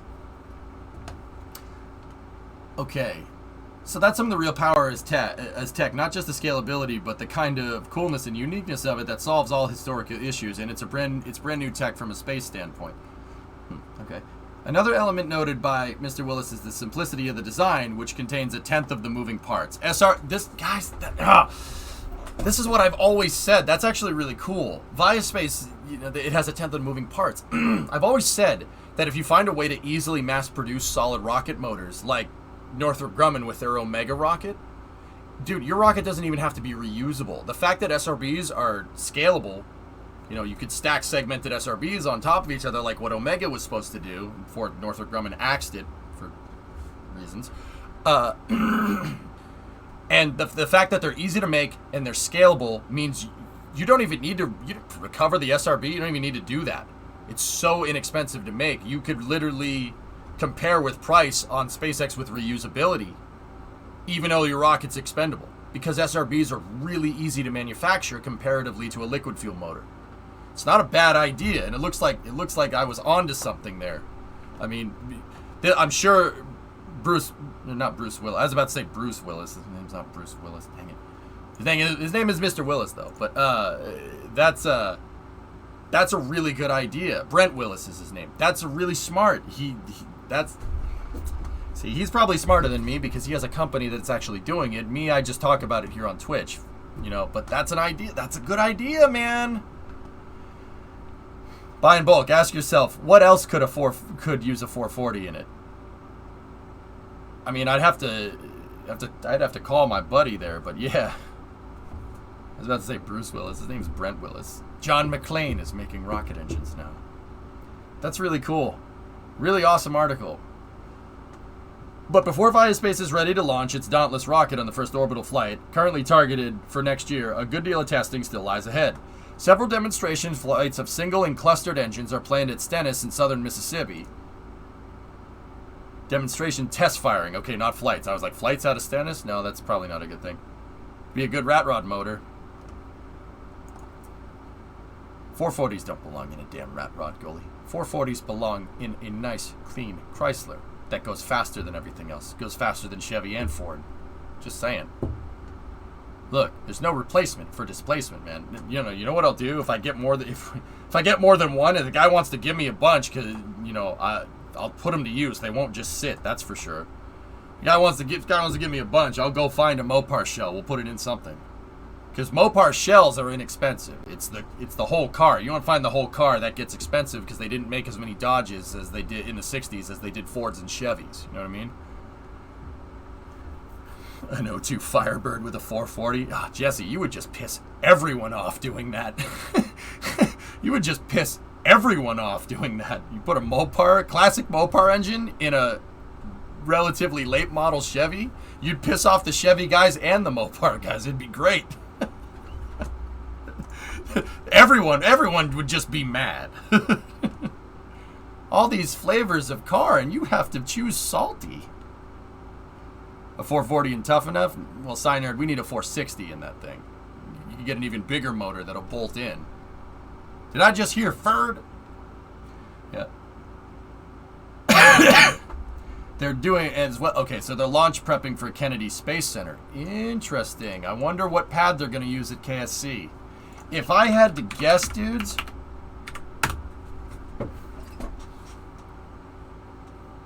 you woke me up with that word, Ferd. Yeah, they made 460s for that truck and they bolt in, dude. Put a 440 in a Fox body. People would get so mad. The automotive community is really easy to troll, fellas. For the people that don't know much about cars, it's really easy to troll. Like, really easy to troll.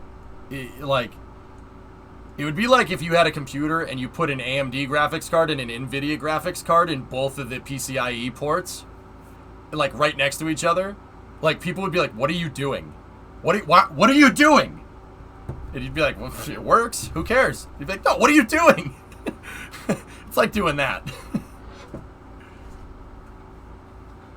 Yeah, it's very easy to troll the car community, which is kind of funny. In gaming, obviously.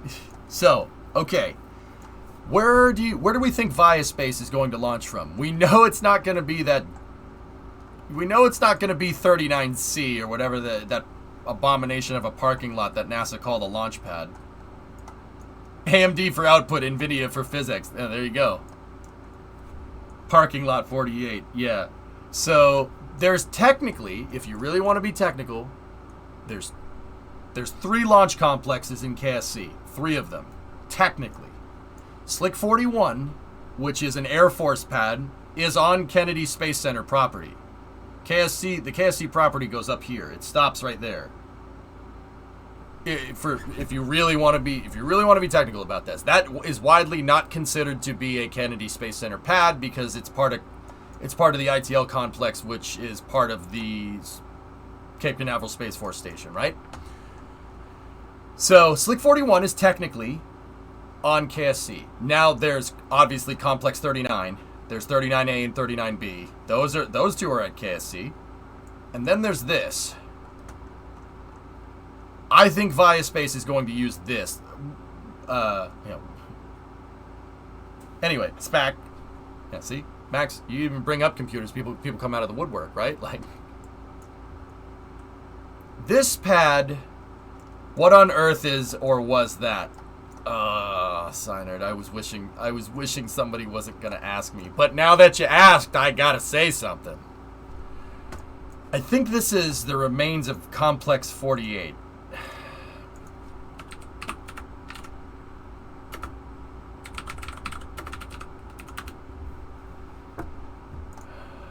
Yep.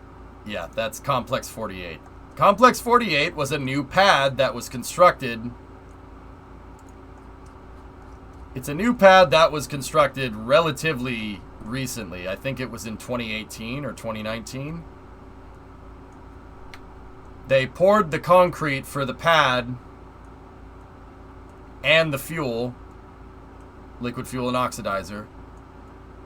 Actually, this would have been liquid fuel over here because it would have been liquid hydrogen because there's a spot for the purge flame, and this would have been LOX over here. And then promptly never used it. The reason why is because that pad was supposed to be the pad for the Boeing XS-1. The Phantom Express for short. What was the XS-1? Well, there's a picture of it at the complex. XS-1 was a 2-stage, first-stage reusable concept that Boeing was going to do to demonstrate reusable first-stage small sats. It's a DARPA project, or it was a DARPA project, that was trying to kind of disrupt launch markets by making a flyback first stage. So,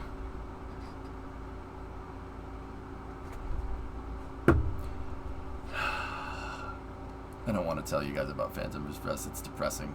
Phantom Express was on the books. Boeing won the contract from DARPA to build this thing.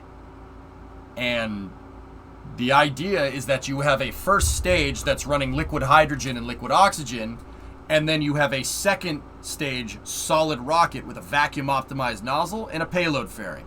So the thing flies up, does what a first stage does, lets the second stage go off of its back. Second stage goes up, flies into space, does its normal thing, payload fairing deploy, and it was designed to launch small sats. And then the first stage will basically turn around with the RCS up at the front. It'll turn around and fly back down and land on a runway like the space shuttle. I say like the space shuttle because this is supposed to use a shuttle engine. It was supposed to use a Block 2 SSME. Block 2 SSME that had been modified and optimized to be on a flyback first stage. The modified... Well, it's not really a modified version of the SSME. It really isn't. It is literally a shuttle motor. But it's a shuttle motor that's basically designed around... The Phantom Express is designed around it, and the resulting thing was called the AR-22. Now, so this would have had a single AR-22 in the first stage, and then a solid rocket second stage, somewhat synonymous in function to Antares' Castor 30 upper stage. So Antares Castor 30.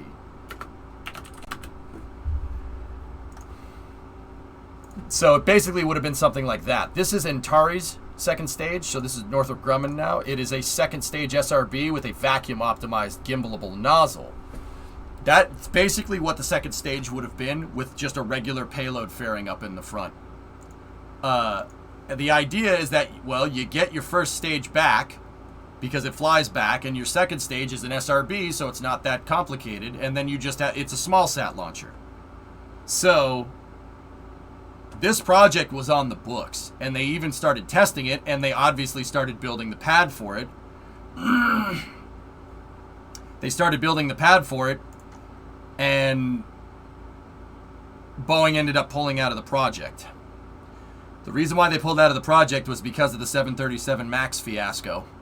Yeah, the 737 MAX prompted Boeing leadership to kind of consolidate down and focus on their core stuff because, yeah, the 737 MAX was like a coming to Jesus moment, and they canceled the XS-1. They pulled out of the project, which really sucks because this would have been really freaking cool. So the question becomes, could we ever get 4 AR-22s on an SLS core stage so the legacy lives on? Still shuttle-derived enough, right? Well, I would contend to say, Signer, that SLS has RS-25s and RS-25Es, which are better performing engines if you want an expendable application. What made the AR-22 was the fact that it was using off-the-shelf shuttle components. It was using off-the-shelf shuttle components. And here's the thing. When I first read about the AR-22, I got really, really annoyed. Because if you type AR-22 rocket into Google image search, you get footage of the AR-22 performing on the A2 test stand at Stennis. The reason why it did that, and the reason why that's what I mean about testing. The reason why it did that, and the reason why they put it on the test stand, was to prove that they could do rapid reusability with shuttle engines. I want to say that again. The reason why they did that and the reason why they put it on the test stand is because they wanted to prove that rapid reusability was possible with a Block 2 SSME. So the shuttle engine that the shuttle flew with all the way until the end of the program. Now, you really want to get annoyed? This is why I don't like talking about this, Signer. It's frustrating. They put that AR-22 on the test stand and fired it 10 times, 10 days in a row, without replacing a component.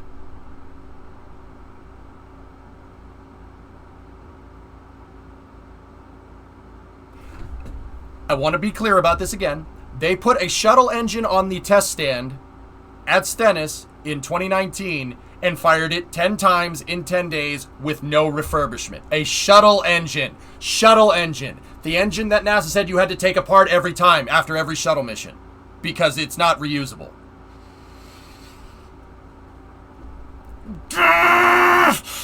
Oh, that's frustrating as hell. I don't like that at all.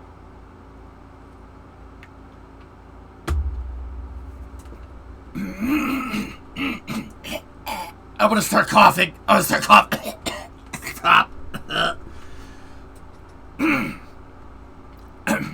Yeah, that was what shuttle engines were originally supposed to do. The shuttle engines were supposed to only have to be maintained after 55 flights when the shuttle program was first proposed. They fired that engine. Now, keep in mind, okay, so for the rocket scientists, for the people that know about this, because it was designed to be a first stage engine, the duration of the burn was not as long as it would have been with a shuttle. Okay, it's not flying all the way up into space, right? So it was only designed to fly for it was like a 3 or 4 minute burn instead of an 8 minute burn. So there is that. That is something to understand. But they did show that the shuttle engines did not need to be refurbished. And this is something that I'm learning real quick, or that I've learned over time. You know, the shuttle engines are a damn good design. They're a damn good design, and they damn well could have been reused. NASA was just too worried about safety because NASA can't be seen screwing up anymore, right? They were worried about safety. And the way to make that motor the safest it possibly can was to take it apart and rebuild it every time to ensure that it works correctly. But this proved that shuttle engines could be reliable. And and it sucks because Phantom Express was basically going to prove that the shuttle didn't need to be taken apart every time after every flight, at least the engines. And the engines comprised of about 50% of a shuttle's refurbishment, taking apart the RS-25s and putting them back together. That was 50% of the downtime every time a shuttle landed. This thing proved that the XS-1 program was basically going to prove that the shuttle engine could be reused. And it got pulled because Boeing screwed up, which really... Ugh. So, that's why there's literally a brand new pad. There is a brand new pad at Kennedy Space Center, Complex 48, that they built and then they never used. So I think Viaspace is going to use it. Watch your blood pressure. I'm not even kidding. Yeah, I know. Manatee, all right. You got to go to sleep? All right, buddy. Good night. How many pads have been built and just never used?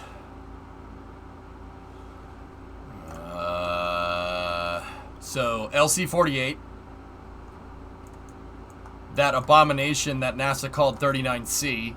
NASA built a pad with no demand for a pad and said, hey, you guys can launch from here. And everyone's like, nah. So those two have never been used. Slick 37A was a Saturn 1 launch facility here. It was part of Complex 37, which was a twin pad launch complex. 37A was never used. They built an entire Saturn 5 launch pad here. Or not Saturn 5, Saturn 1B launch pad here and never used it.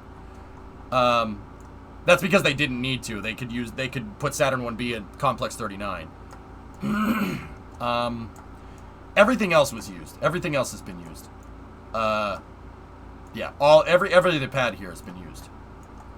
If I'm remembering right off the top of my head. I can think of a couple of other launch pads. A couple of other launch pads around that have never been used. There's one over here. If we go zoom in on Edwards Air Force Base.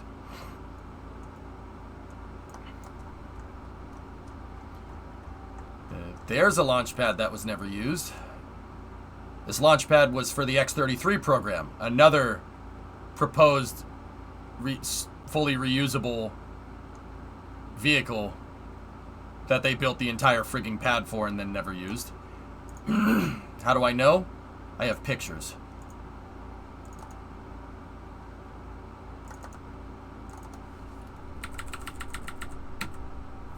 There it is.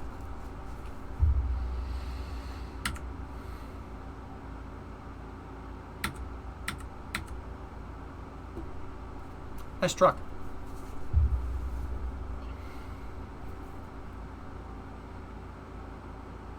Yep, they built a whole pad for it, and then when Lockheed had problem with when they had problems with the composite tanks, the thing got axed.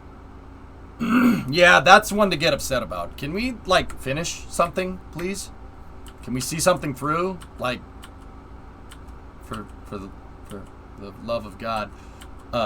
Yeah, that thing would have been nuts. So this thing would have been an SSTO, a Hydrolox SSTO with a tiny little payload bay on the top that would have deployed CubeSats. Yeah, and it was using carbon composite tanks 20 years ago, or 25 years ago at this point. Lockheed Martin was figuring out this new carbon composite tank idea, something that's kind of run-of-the-mill today. Electron has carbon fiber tanks. Yeah, they were trying to make, because it was hard to get the fuel tanks to be this shape for a lifting body so it could come back down and land. They were trying to, Lockheed was pioneering carbon fiber tanks. And yeah, one of the carbon fiber tanks didn't seal correctly. The LH2 tank had problems right here. Right in this area. On the joint between kind of the four composite tanks. And it popped during a test. And some bonehead in Washington, D.C. basically used that as an excuse to cancel the project. Yeah. I still would contend to say that a Hydrolox SSTO with carbon composite tanks and a metallic TPS could destroy the small sat market if you really know what you're doing. I mean, once again, you have a fully reusable small sat launcher that can launch quick and come right back down and land. You fill it up, you put new payload in, and then fill it up again, put it back up on the TE and send it again. You could do that. That's doable. especially with carbon composite tanks in today's market. And then on top of all of that, it would be especially reusable, or it'd be especially doable because we have so much better simulation software now. So you could do a lot of data analysis on different tank design and optimized shape. Yeah, it's so freaking frustrating, dude. The NRO would throw money at that. Yeah, man, who do we got to talk to, dude? I'll see that project through. I'll get the dude. If I had the opportunity to do something like this for a small sat launcher, I absolutely would. I would see it, and believe me, I would see that mother through. Oh yeah, just like in Kerbal, we saw the SSTO program through, and I gave it my best shot, and I got them to both to where they were pretty reliable, and then ironically it had the same goddamn problems. Even in Kerbal. Maybe I made it a little too realistic, but I'd see it through. Sure, absolutely. The small SSDO works just fine, Cynerd. It's the big one. I saw the small one through, and guys, I'll be honest with you, I didn't even want to make this thing in Kerbal. I didn't even want to do it. I wanted to do MLV and HLV, but Chad voted on it, so I did it, and I saw it through, and we got both of the vehicles running. There's the stupid freaking pads. You know? Kind of sounds like a modified Global Hawk that launches satellites. This thing's a little bit beefier than a Global Hawk, Shady, but yeah. If I had the opportunity to do this in real life, to make an X-33 and build it for small sat launching, I would absolutely jump at it. That's one of the few things that would get me away from streaming. That's one of the few things, man, that would do it. I'd be like, nah, I'm good. I don't need to do this no more. Bye, guys. But see, then again, what I could do, actually, yeah, I've put some good thought into this. What I would do is I'd probably still stream to give people updates on the real rocket that I'm freaking making. That would be a good idea. I haven't seen Kerbal in a little while. What rockets are you building at the moment? I'm working on a rocket that... Crumpet, it's basically Condor 2.0. Remember my Falcon 9 style rocket, and then remember I tried to make that reusable and we ran into a lot of problems? This takes all the bad stuff that Condor 9 had and gets rid of it. This thing is designed to be like Block 5 Falcon 9. It's really hardcore. You wanted to do Ares 5, I thought. Something like that, RJ? Yeah, it was the concept was kind of... What I wanted to do was kind of focused around building a heavy launch vehicle and a light launch vehicle. Saturn 1, Saturn 5, Ares 1, Ares 5. Like that. That project morphed into the MLV. That's basically what I wanted to do. Last stream before vacation. Oh, still your favorite landing. Yep. Wait, years later we realized we could make the K-33 better, and months later we could realize we can make the Kerbal version better with hybrid tech. Isn't it strange, Blue? That's really weird. It's really weird. There are parallels in my save, in the mission mode save. I wanted it to mimic real life, but it ended up mimicking real life in ways that I didn't really foresee. In engineering, those are called unknown unknowns. That does happen. It happens. Absolutely. If you redid the X-33 program, would you have just made the big one? Honestly, RJ, I'll be real with you guys. And you know what? Maybe we'll do this for fun. Maybe we'll do it for fun next week. Last week before I move. Hybrid tech would fix all the problems with my SSTO program. Yes, hybrid tech would fix everything. It would fix everything. Maybe I'll do it. Just to show that it could be done. And then, hell, if the SSTO is operational, shoot. Maybe we should use that. How does hybrid tech work with the K-33? Laws, the problems with the SSTOs that we had weren't with the vehicles. I engineered the hell out of those vehicles. I don't think I can make a better version nowadays. Between the panel thermal protection system, payload integration vehicles, like how the payload bays were set up, how the vehicle performed aerodynamically, it performs... I didn't design that thing to fly well in KSP. I designed it to fly like the real thing. Those vehicles were about as good as I can make. The vehicles were amazing. It's a great design. It really is. The pads were the problem. I can fix that with physics-less part hold down points. That would fix all of these problems. Oh.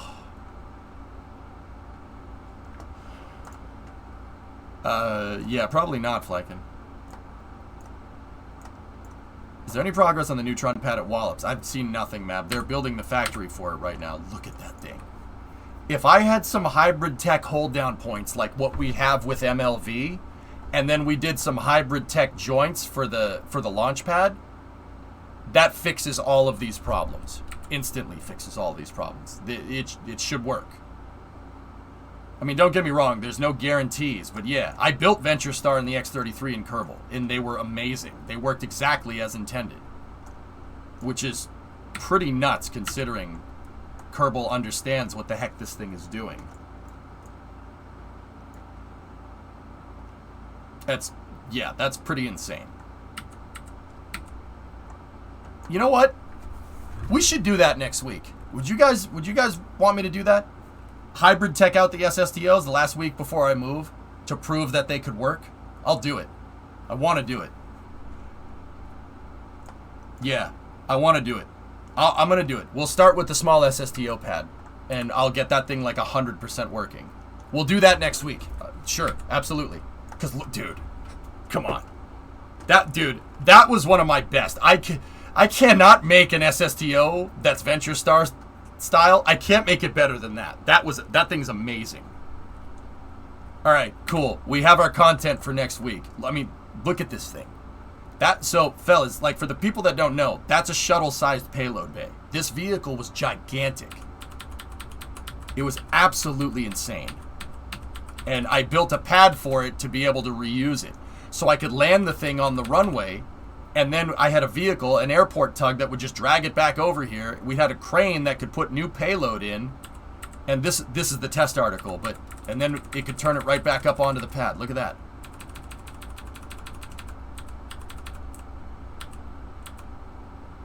See? And then it had a smaller counterpart. And the smaller counterpart was for crew launches. The big one was for uncrewed launches. These things are cool, man. They're really nice SSTOs. They work great. And see, there's the small one. Yeah. Beast mode of a vehicle.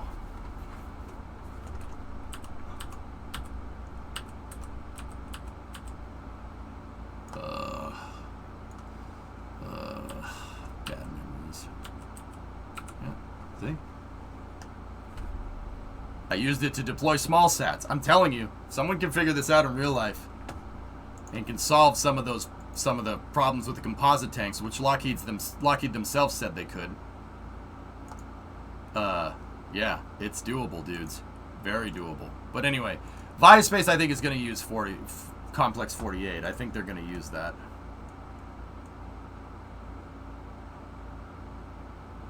Dude, we don't talk about that, Big Zig. Not a high point in my career. RJ, I don't know if I want to do a crude version of the big guy. Maybe. Who knows? But yeah, I think Via is going to use this, but that's just a theory. All right. Well, we're talking about abandoned launch pads here. This is the last bit of space news that I wanted to share with you guys. So, looking at screenshots, what is your opinion on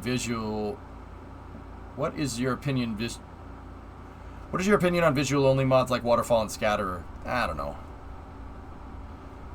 Waterfall and Scatterer would be fine. You could still tell it's Kerbal, but I've had this streak of not playing unmodded Kerbal for the longest time. I don't want to break it.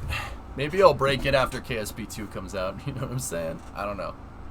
I don't really have an opinion one way or the other. Now, check this out. From Bio website, rapidly deployable and field operable from a concrete pad, providing virtual global launch capability with regulatory agency approval. Interesting, Hell Hydra. Interesting, dude. Interesting.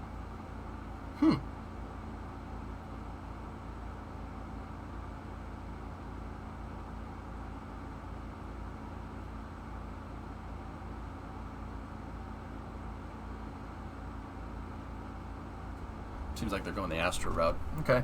So, the next bit of news here comes... It's not necessarily bad news, but it's not necessarily good news either. So, this is... Well, we're talking about abandoned launch pads. Spaceport Camden here. Spaceport Camden was an idea to make a spaceport in Camden County, Georgia. It's actually a little bit north of Jacksonville, Florida. It's a spaceport that has been in development for years and has even seen a launch back on August 2nd, 2017. The project seems to now seemingly be dead in the water, as the owner of the site has told reporters that it has ended the agreement to sell the property to county officials who worked for years on plans to make the site into an orbital launch site. No, not Camden, New Jersey. Okay. Yeah. The spaceport had been in the planning stages since 2012 and was even in the list of possible sites for use by SpaceX before they chose the site in Brownsville, now known as Starbase. ABL Space also signed a lease back in 2018 to use the site for their RS-1 rocket. The spaceport would have seen the development of a vertical launch area as well as a landing zone for returning boosters. The spaceport even got FAA a launch license on December 20th, 2021, which will now go unused. No. Camden County, Georgia. I'll show you guys on Google Earth where it is in a second. The land on which the spaceport would have been built is owned by Union Carbide, which produces chemicals and polymers, which it sells to customers for further processing into products. Yep. After the FAA licenses were granted, opponents of the project forced a referendum on the project, gathering over 3,500 signatures. The project was then put on vote in March, with 72% of the ballots casted to block the deal. Union Carbide put out a statement last Thursday. As a result, there is no longer an optional agreement in existence between the county and Union Carbide. Union Carbide does not intend to convey the property to the county pursuant to the prior option agreement. The statement was emailed to the Associated Press by Union Carbide spokesman Tom Sprick. Okay. Although the statement was put out, the Camden County government administrator put out a different statement insisting that the deal is in fact not over. Union Carbide most certainly has a contract with Camden. The county has indicated that it is ready, willing, and able to close on the deal. We expect Union Carbide to honor its contractual commitments. The opponents of the site say that building the site on a former plot of land used to make pesticides and munitions would pose potential hazards that outweigh any economic benefits. What? The critics, which include the National Park Service, say that if a rocket were to explode shortly after launch, it could rain debris down onto Little Cumberland Island, which houses 40 private homes, and also onto Cumberland Island itself, which is a federally protected wildlife area, which is visited by 60,000 tourists a year. The county officials are now trying to have the referendum declared invalid by Georgia Supreme Court, which is scheduled to hear the case on August 23rd.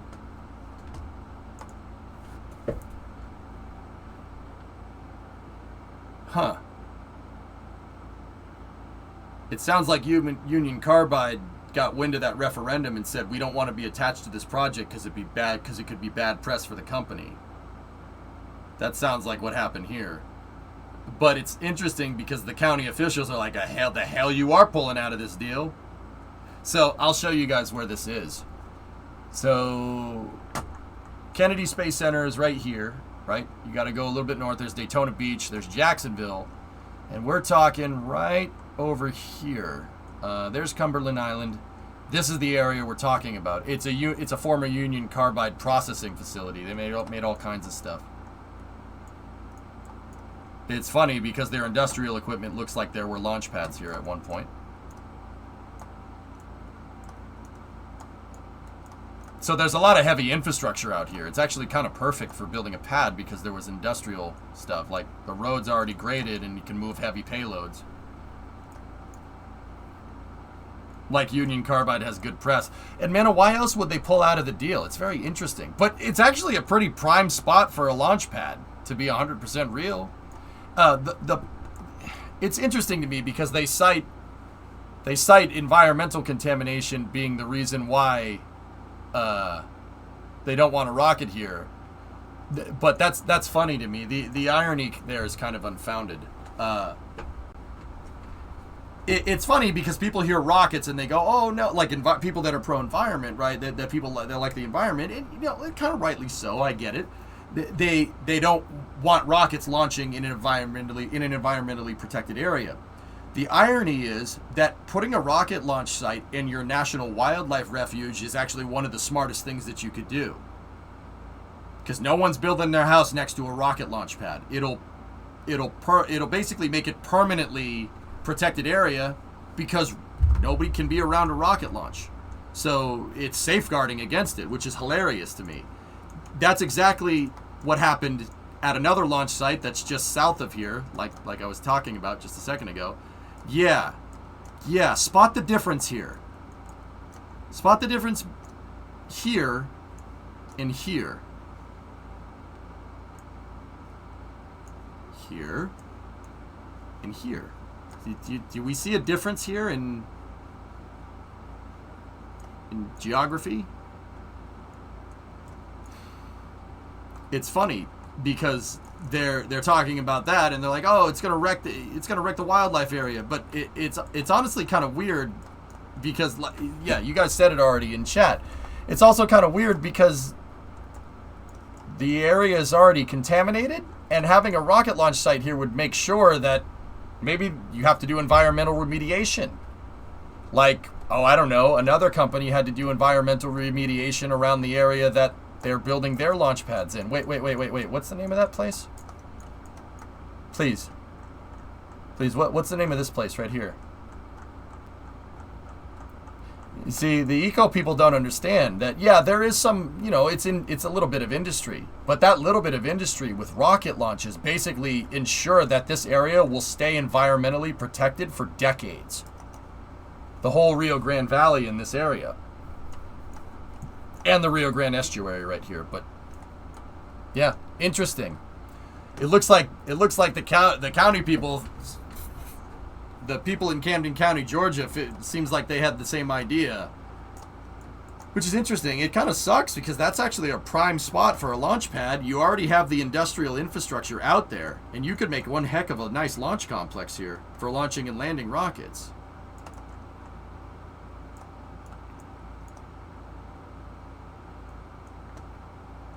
Don't runs and failures happen mostly within the launch site anyway, so the chances of a rocket landing in that protective zone are incredibly low? Yes and no. Dan, rockets can fail at any time during ascent, dude. I'm not going to sit here and tell you that a rocket couldn't land on Cumberland Island. Oh, yeah. No, it could. Absolutely. A rocket could blow up and shower the island with debris and make a bunch of fires and stuff. I'm not going to sit here and say that wouldn't be a thing. But also at the same time, I think that if you put a launch site here, you can ensure that this area will never get developed. It basically ensures that no one is going to screw with this federally protected area because they can't. You can't build your house inside of a rocket launch range. It doesn't work that way. It's actually pretty damn smart. It's funny. They said that they also so this is an article that Thomas threw together for me. One of the viewers that helps me with space news.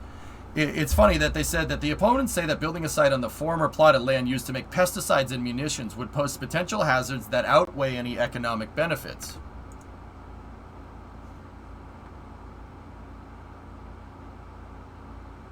So, you want the polluted land to just stay polluted? Or it's a super fund. So, Hellfish, people clearly had no problem making SpaceX environmentally remediate the Rio Grande Valley during the PEA. They had to do that. There was 1,000 things that they had to conform to, and frankly, they had to clean up other people's messes and stuff. They had to maintain a bunch of stuff that they had nothing to do with, right? In the PEA. I don't think the environmental people understand this. You could say basically, oh, you can launch from here, but you have to clean up the Superfund.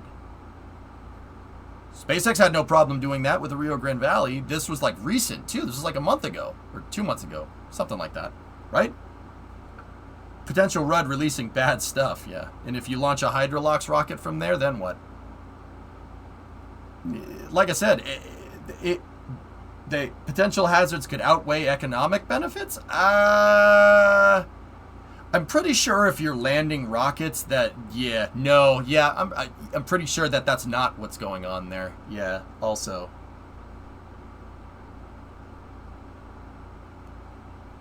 I honestly don't think that. They get 60,000 tourists a year to Cumberland Island. That number could double with rocket launches. Easily double with rocket launches. I think they're underestimating how many people like rockets. Don't get me wrong, it's not a mainstream thing, right? But a lot of people like rockets, man.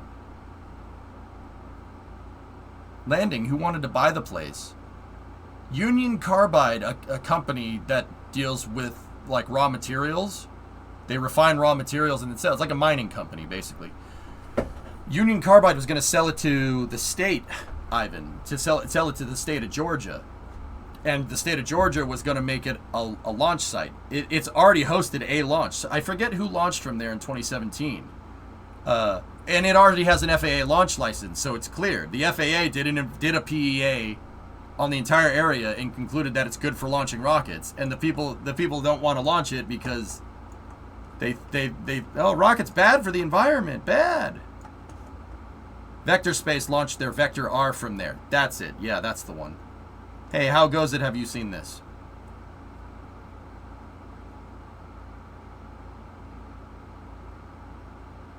Well, Jeb's going for a ride. Oh, okay. Is he alright, Bandit?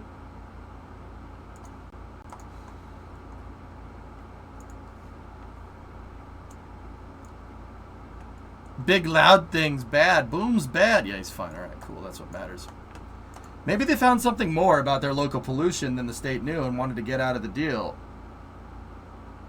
I had the same place at my work. When they built a new main building, they had hundreds of tons of explosive contaminated dirt on their land and battled with the state who pays for the water waste. It costed a lot of time and money for us at the end. I guess.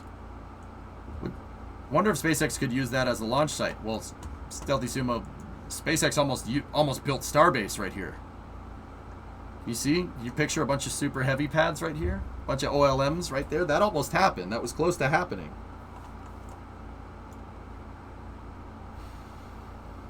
Yeah, it's far away from everything. It's not near any people. And it's around a wildlife refuge. Smart. It would have been smart to build a launch pad there, but hey, it is what it is. It is what it be, so it do. Their loss if they don't want to do it. But it looks like the state has something to say about it. County officials are now trying to have the referendum declared invalid by the Georgia Supreme Court, which is scheduled to hear the case on August 23rd. The Supreme Court ain't gonna overturn a referendum. Why would they do that? The Georgia Supreme Court ain't gonna do that. They ain't gonna do that. There's no way. I'd be surprised if that happened. Speaking of super fun, you should have seen the neighborhood in D.C. where they found a huge amount of buried mustard gas projectiles. Oh, that's good. Have you looked at the launch locations going up in Michigan and Maine? Yep. Yeah, Jen, I haven't really spied them out on Google Earth per se, but I know about them. Why? Is there something, any new developments with those? It's money for the state. They might. Yeah, that's a good point. That's a good point, huh? That's a good point, isn't it? The one in Michigan is like up here somewhere. It's up in the UP.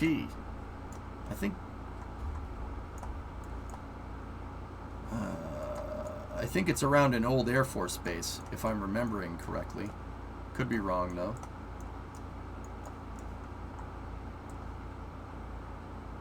I want to say it's near Marquette, but...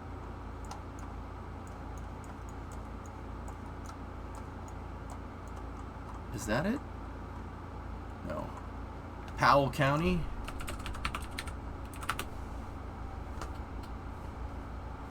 Oh.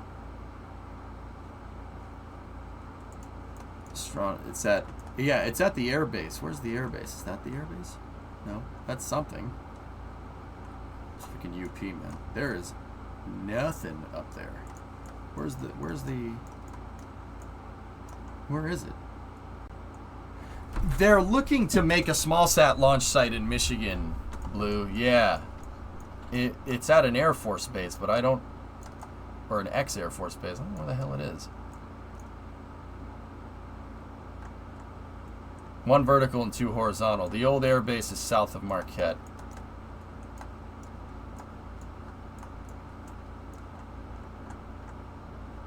No, this doesn't look familiar. Yeah, bomber base.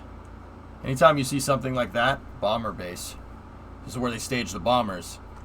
And then they had basically an apartment right here that's inside of a reinforced bunker. See those things that look like pipes? Those are entrances into the bunker. So in the event of a nuclear war, the crews got out of their apartments in here on standby. They ran out these tubes and ran right to their bombers and got in and went and carried out their orders, whatever those might have been. The Keweenaw Rocket Range.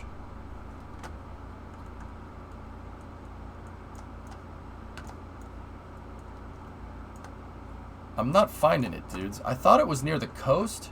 There, no, it looks like there's a coal mine or something up there.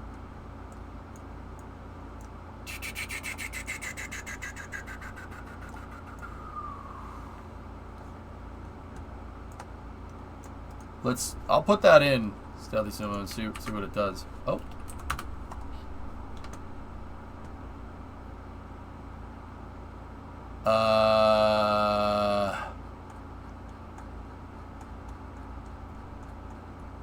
Oh. Wow, look at this.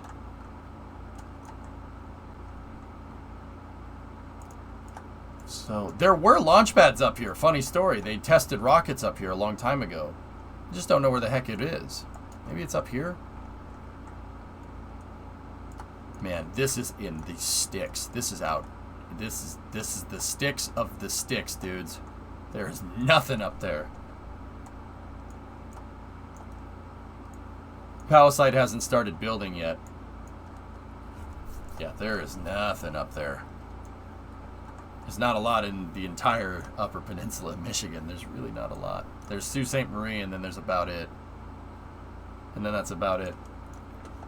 Oscoda Wordsmith Airport, is that what we're talking about? Stronken? Let me check. Oscoda, Michigan, bud.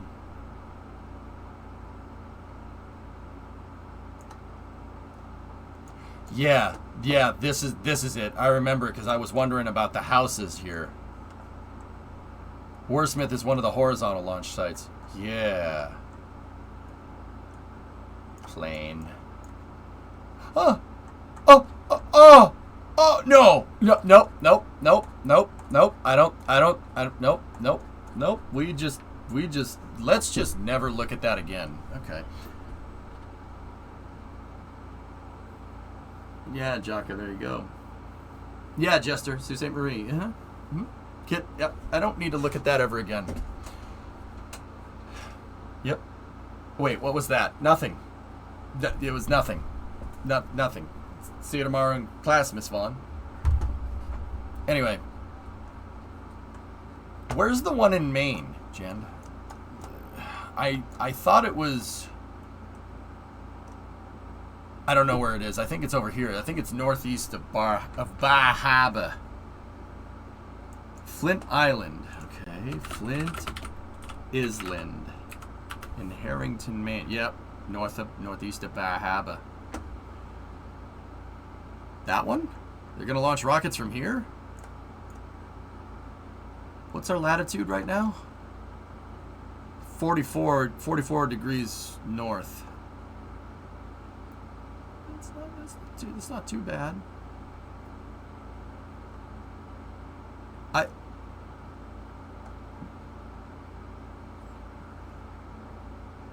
The one in Maine got abandoned since Blue Aerospace decided to go south. Yeah. I was gonna say, that's kind of in the middle of nowhere, dude. Yeah, Jester, they're gonna make one in Nova Scotia, bud. Nova Scotia, bud. Oh, yeah, that's a nice place in Canada.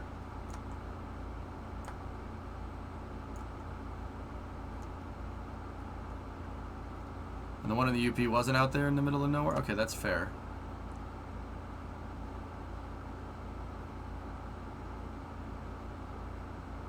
Why is PEI its own thing? It doesn't make any sense. Well, the one in Nova Scotia would have used Ukrainian rockets from a factory that, oh, Uzmash. Yep. Nope. Okay. Yep, that's not happening. I actually was looking to see if like there was any spot on Cape Cod to build a launch site. There really isn't. There's too many people. You know, for reasons. For reasons. Don't judge me. You might be able to get away with it on the national seashore up here. There's a nationally protected wildlife area up here, but it's there's like hiking trails and stuff. Would there be any advantages or disadvantages to launching out of the North or South Pole into a polar orbit? Launch over water, Def, but other than that, no, not really. P-Town launch site. They would love it, Dev. It'd be fine.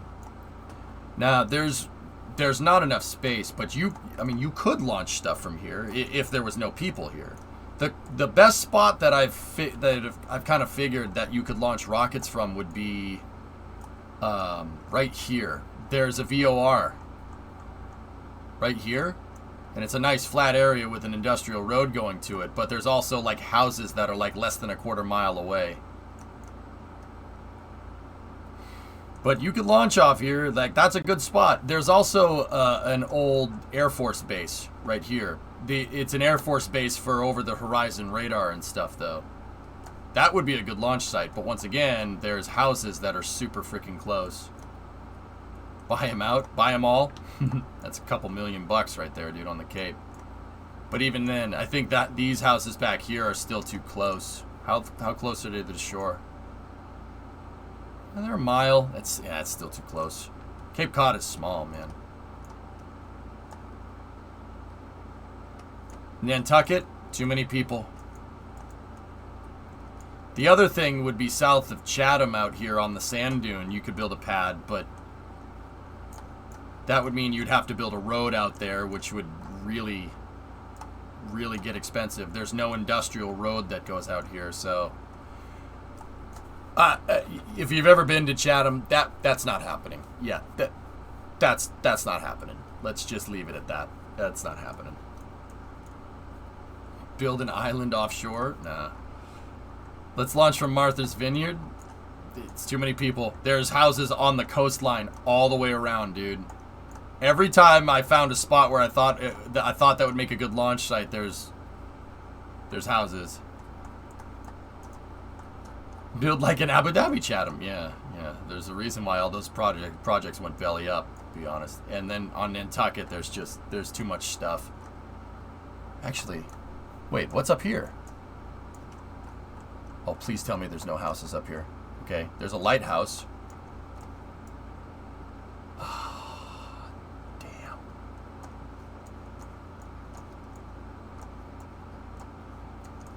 Where is the road? I just see a lighthouse. Huh. Why did I miss this last night? Look at this. There's a house right there. That's a big one, though. Yeah. Move them easy. Well, that's not as easy as you think it is to do in the U.S., Ivan. Yeah, people get mad when you try to do anything near their house. But actually, that ain't bad. And it's off the coast. Ooh. Dude, you could put a nice reusable small sat launcher out here. Nice reusable small sat launcher and then land it over here at the airport. That's all I'm saying. That's all I'm saying. Is there a road that goes up this way? Oh, yeah. You'd need an industrial road and an industrial dock. State would never allow that. They would be like, yeah, no. Why have no sea launch initiatives worked yet? What are you talking about? No sea launch initiatives.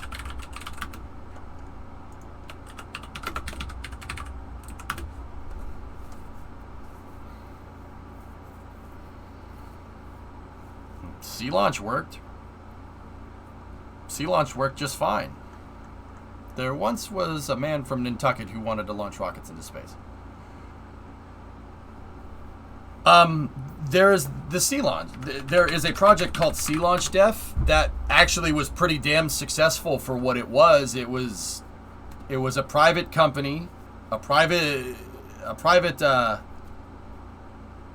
was a private aerospace company that launched Zenit rockets. Yeah, they bought Zenit rockets from the Ukrainians. They bought the engines for the Zenits from the Russians. And they launched off of a converted oil rig. It's not the first time the idea has been proposed.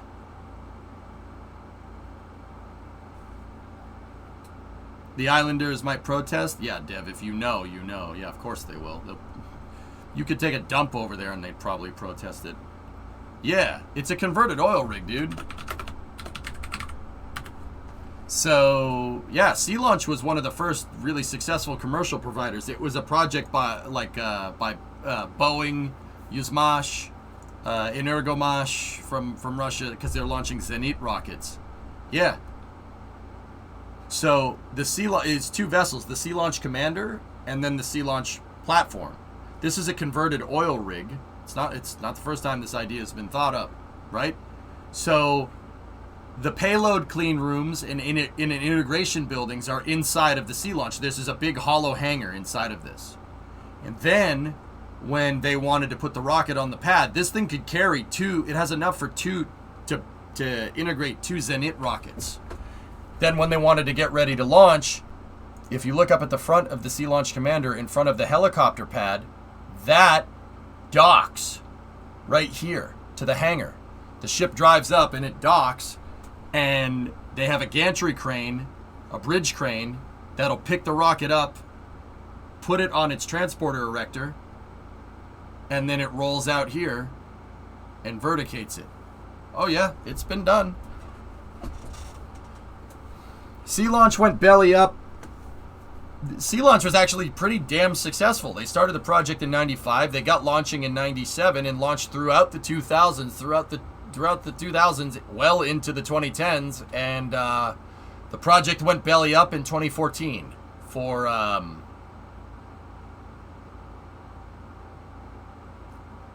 yeah, it went belly up in 2014 because some stuff went down between two countries that don't like each other and still don't like each other to this day. Yep. The Russians actually bought Sea Launch, and it's sitting in a port in St. Petersburg now. It's owned by a company called S7 Group, which is some oligarch or something. I'm not sure. But yeah, Sea Launch launched plenty of rockets, dude. Look. It's been successful. There was Intelsat 27. That did not... There was an NSS 8. NSS 8 was pretty righteous. Yeah, here, I'll show you. Look at this, a NASA spaceflight video from 2007, huh? Watch this. Yeah, this...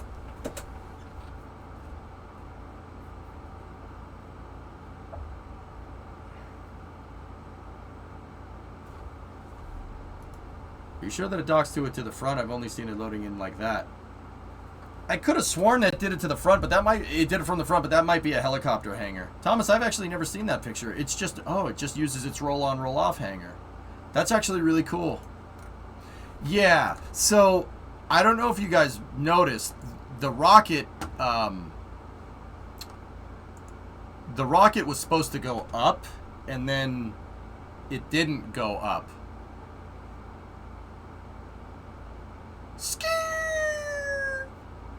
Yeah, and it fell into the flame trench. The funny story about that is that the thing fell into the flame trench. It didn't even damage the pad that much because it's a freaking oil rig.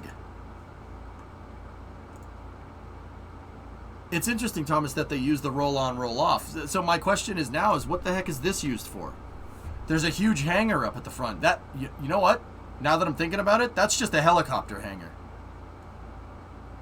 I could have sworn it was the front, but whatever. The picture kind of says otherwise. It did go up in a fireball. Yeah, the Kraken demanded its sacrifice. But yeah, Sea Launch was a thing. Yeah, look, you can see the bridge crane comes out of the hangar. See? The bridge crane out the back. Crazy, right? But yeah, it's perfect because oil rigs have you know, they're light on one side and heavy on the other side, so you put the integration building there, the pad on the other side, commodities in the center. Yeah. Sea launch, man. It's a good idea. Because, yeah, SpaceX wasn't the first one to pick up on the idea that you could, like, convert an oil rig and make it a launch pad. That's actually not a bad way to do things. Wasn't that too expensive to operate? No, Ivan, it was launching rockets pretty damn successfully up until 2014. When they ran out of rockets. Because the Zenit is a Ukrainian design with Russian rocket engines. So they ran out, so they read the supply chain 2014. Yeah. They launched, they did 35 launches from that thing over 10 years. 35. Now, I know that doesn't sound like much, but in the 2000s, 35 launches is a lot over 10 years. That's a lot of launches. I bet that was way cheaper. No taxes alone is huge. Wayne Gretzky, Wayne, the thing about that is that if you're launching from a ship, you're beholden to port of call, and that whatever your port of call's laws are. Yeah, that's how international waters work. Also, with rockets, it's the same idea, port of call. So even like Electron, for instance, Electron launches from New Zealand. It's an American rocket. Because the company is an American company. So Sea Launch was a joint venture between Boeing Yuzmash and Energomash, but they were an American company. NSF has the Sea Launch failure video. Yeah, you're right. Mm-hmm.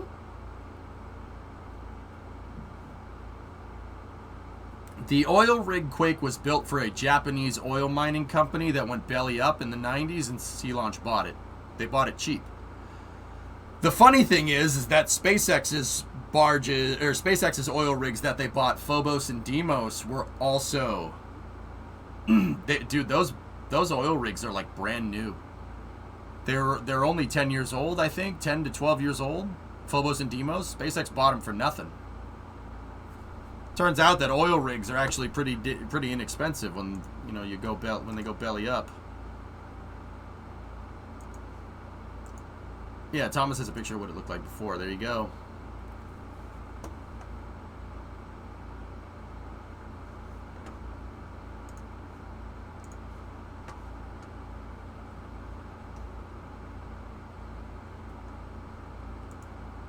Anyway.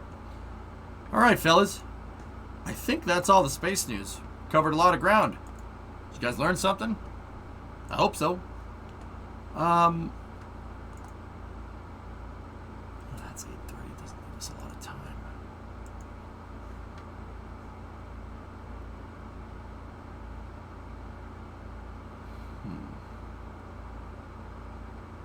Fellas, I might take a break here.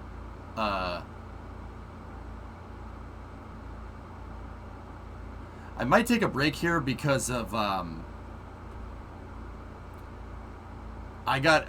honestly, it's moving stuff. I want to play some KSP here, but we've already put in a good amount of time, and I learned that there's a 747 that got crushed. I gotta work on packing and stuff, dudes. So I might just opt out of Kerbal just for tonight, and we'll do the SSTO stuff next week. We'll fix it. That's our project for next week. We'll play Kerbal and we won't work on Kraken drives. We'll fix the SSTOs. Just because. So. Oh yeah, Hellfish. Yeah.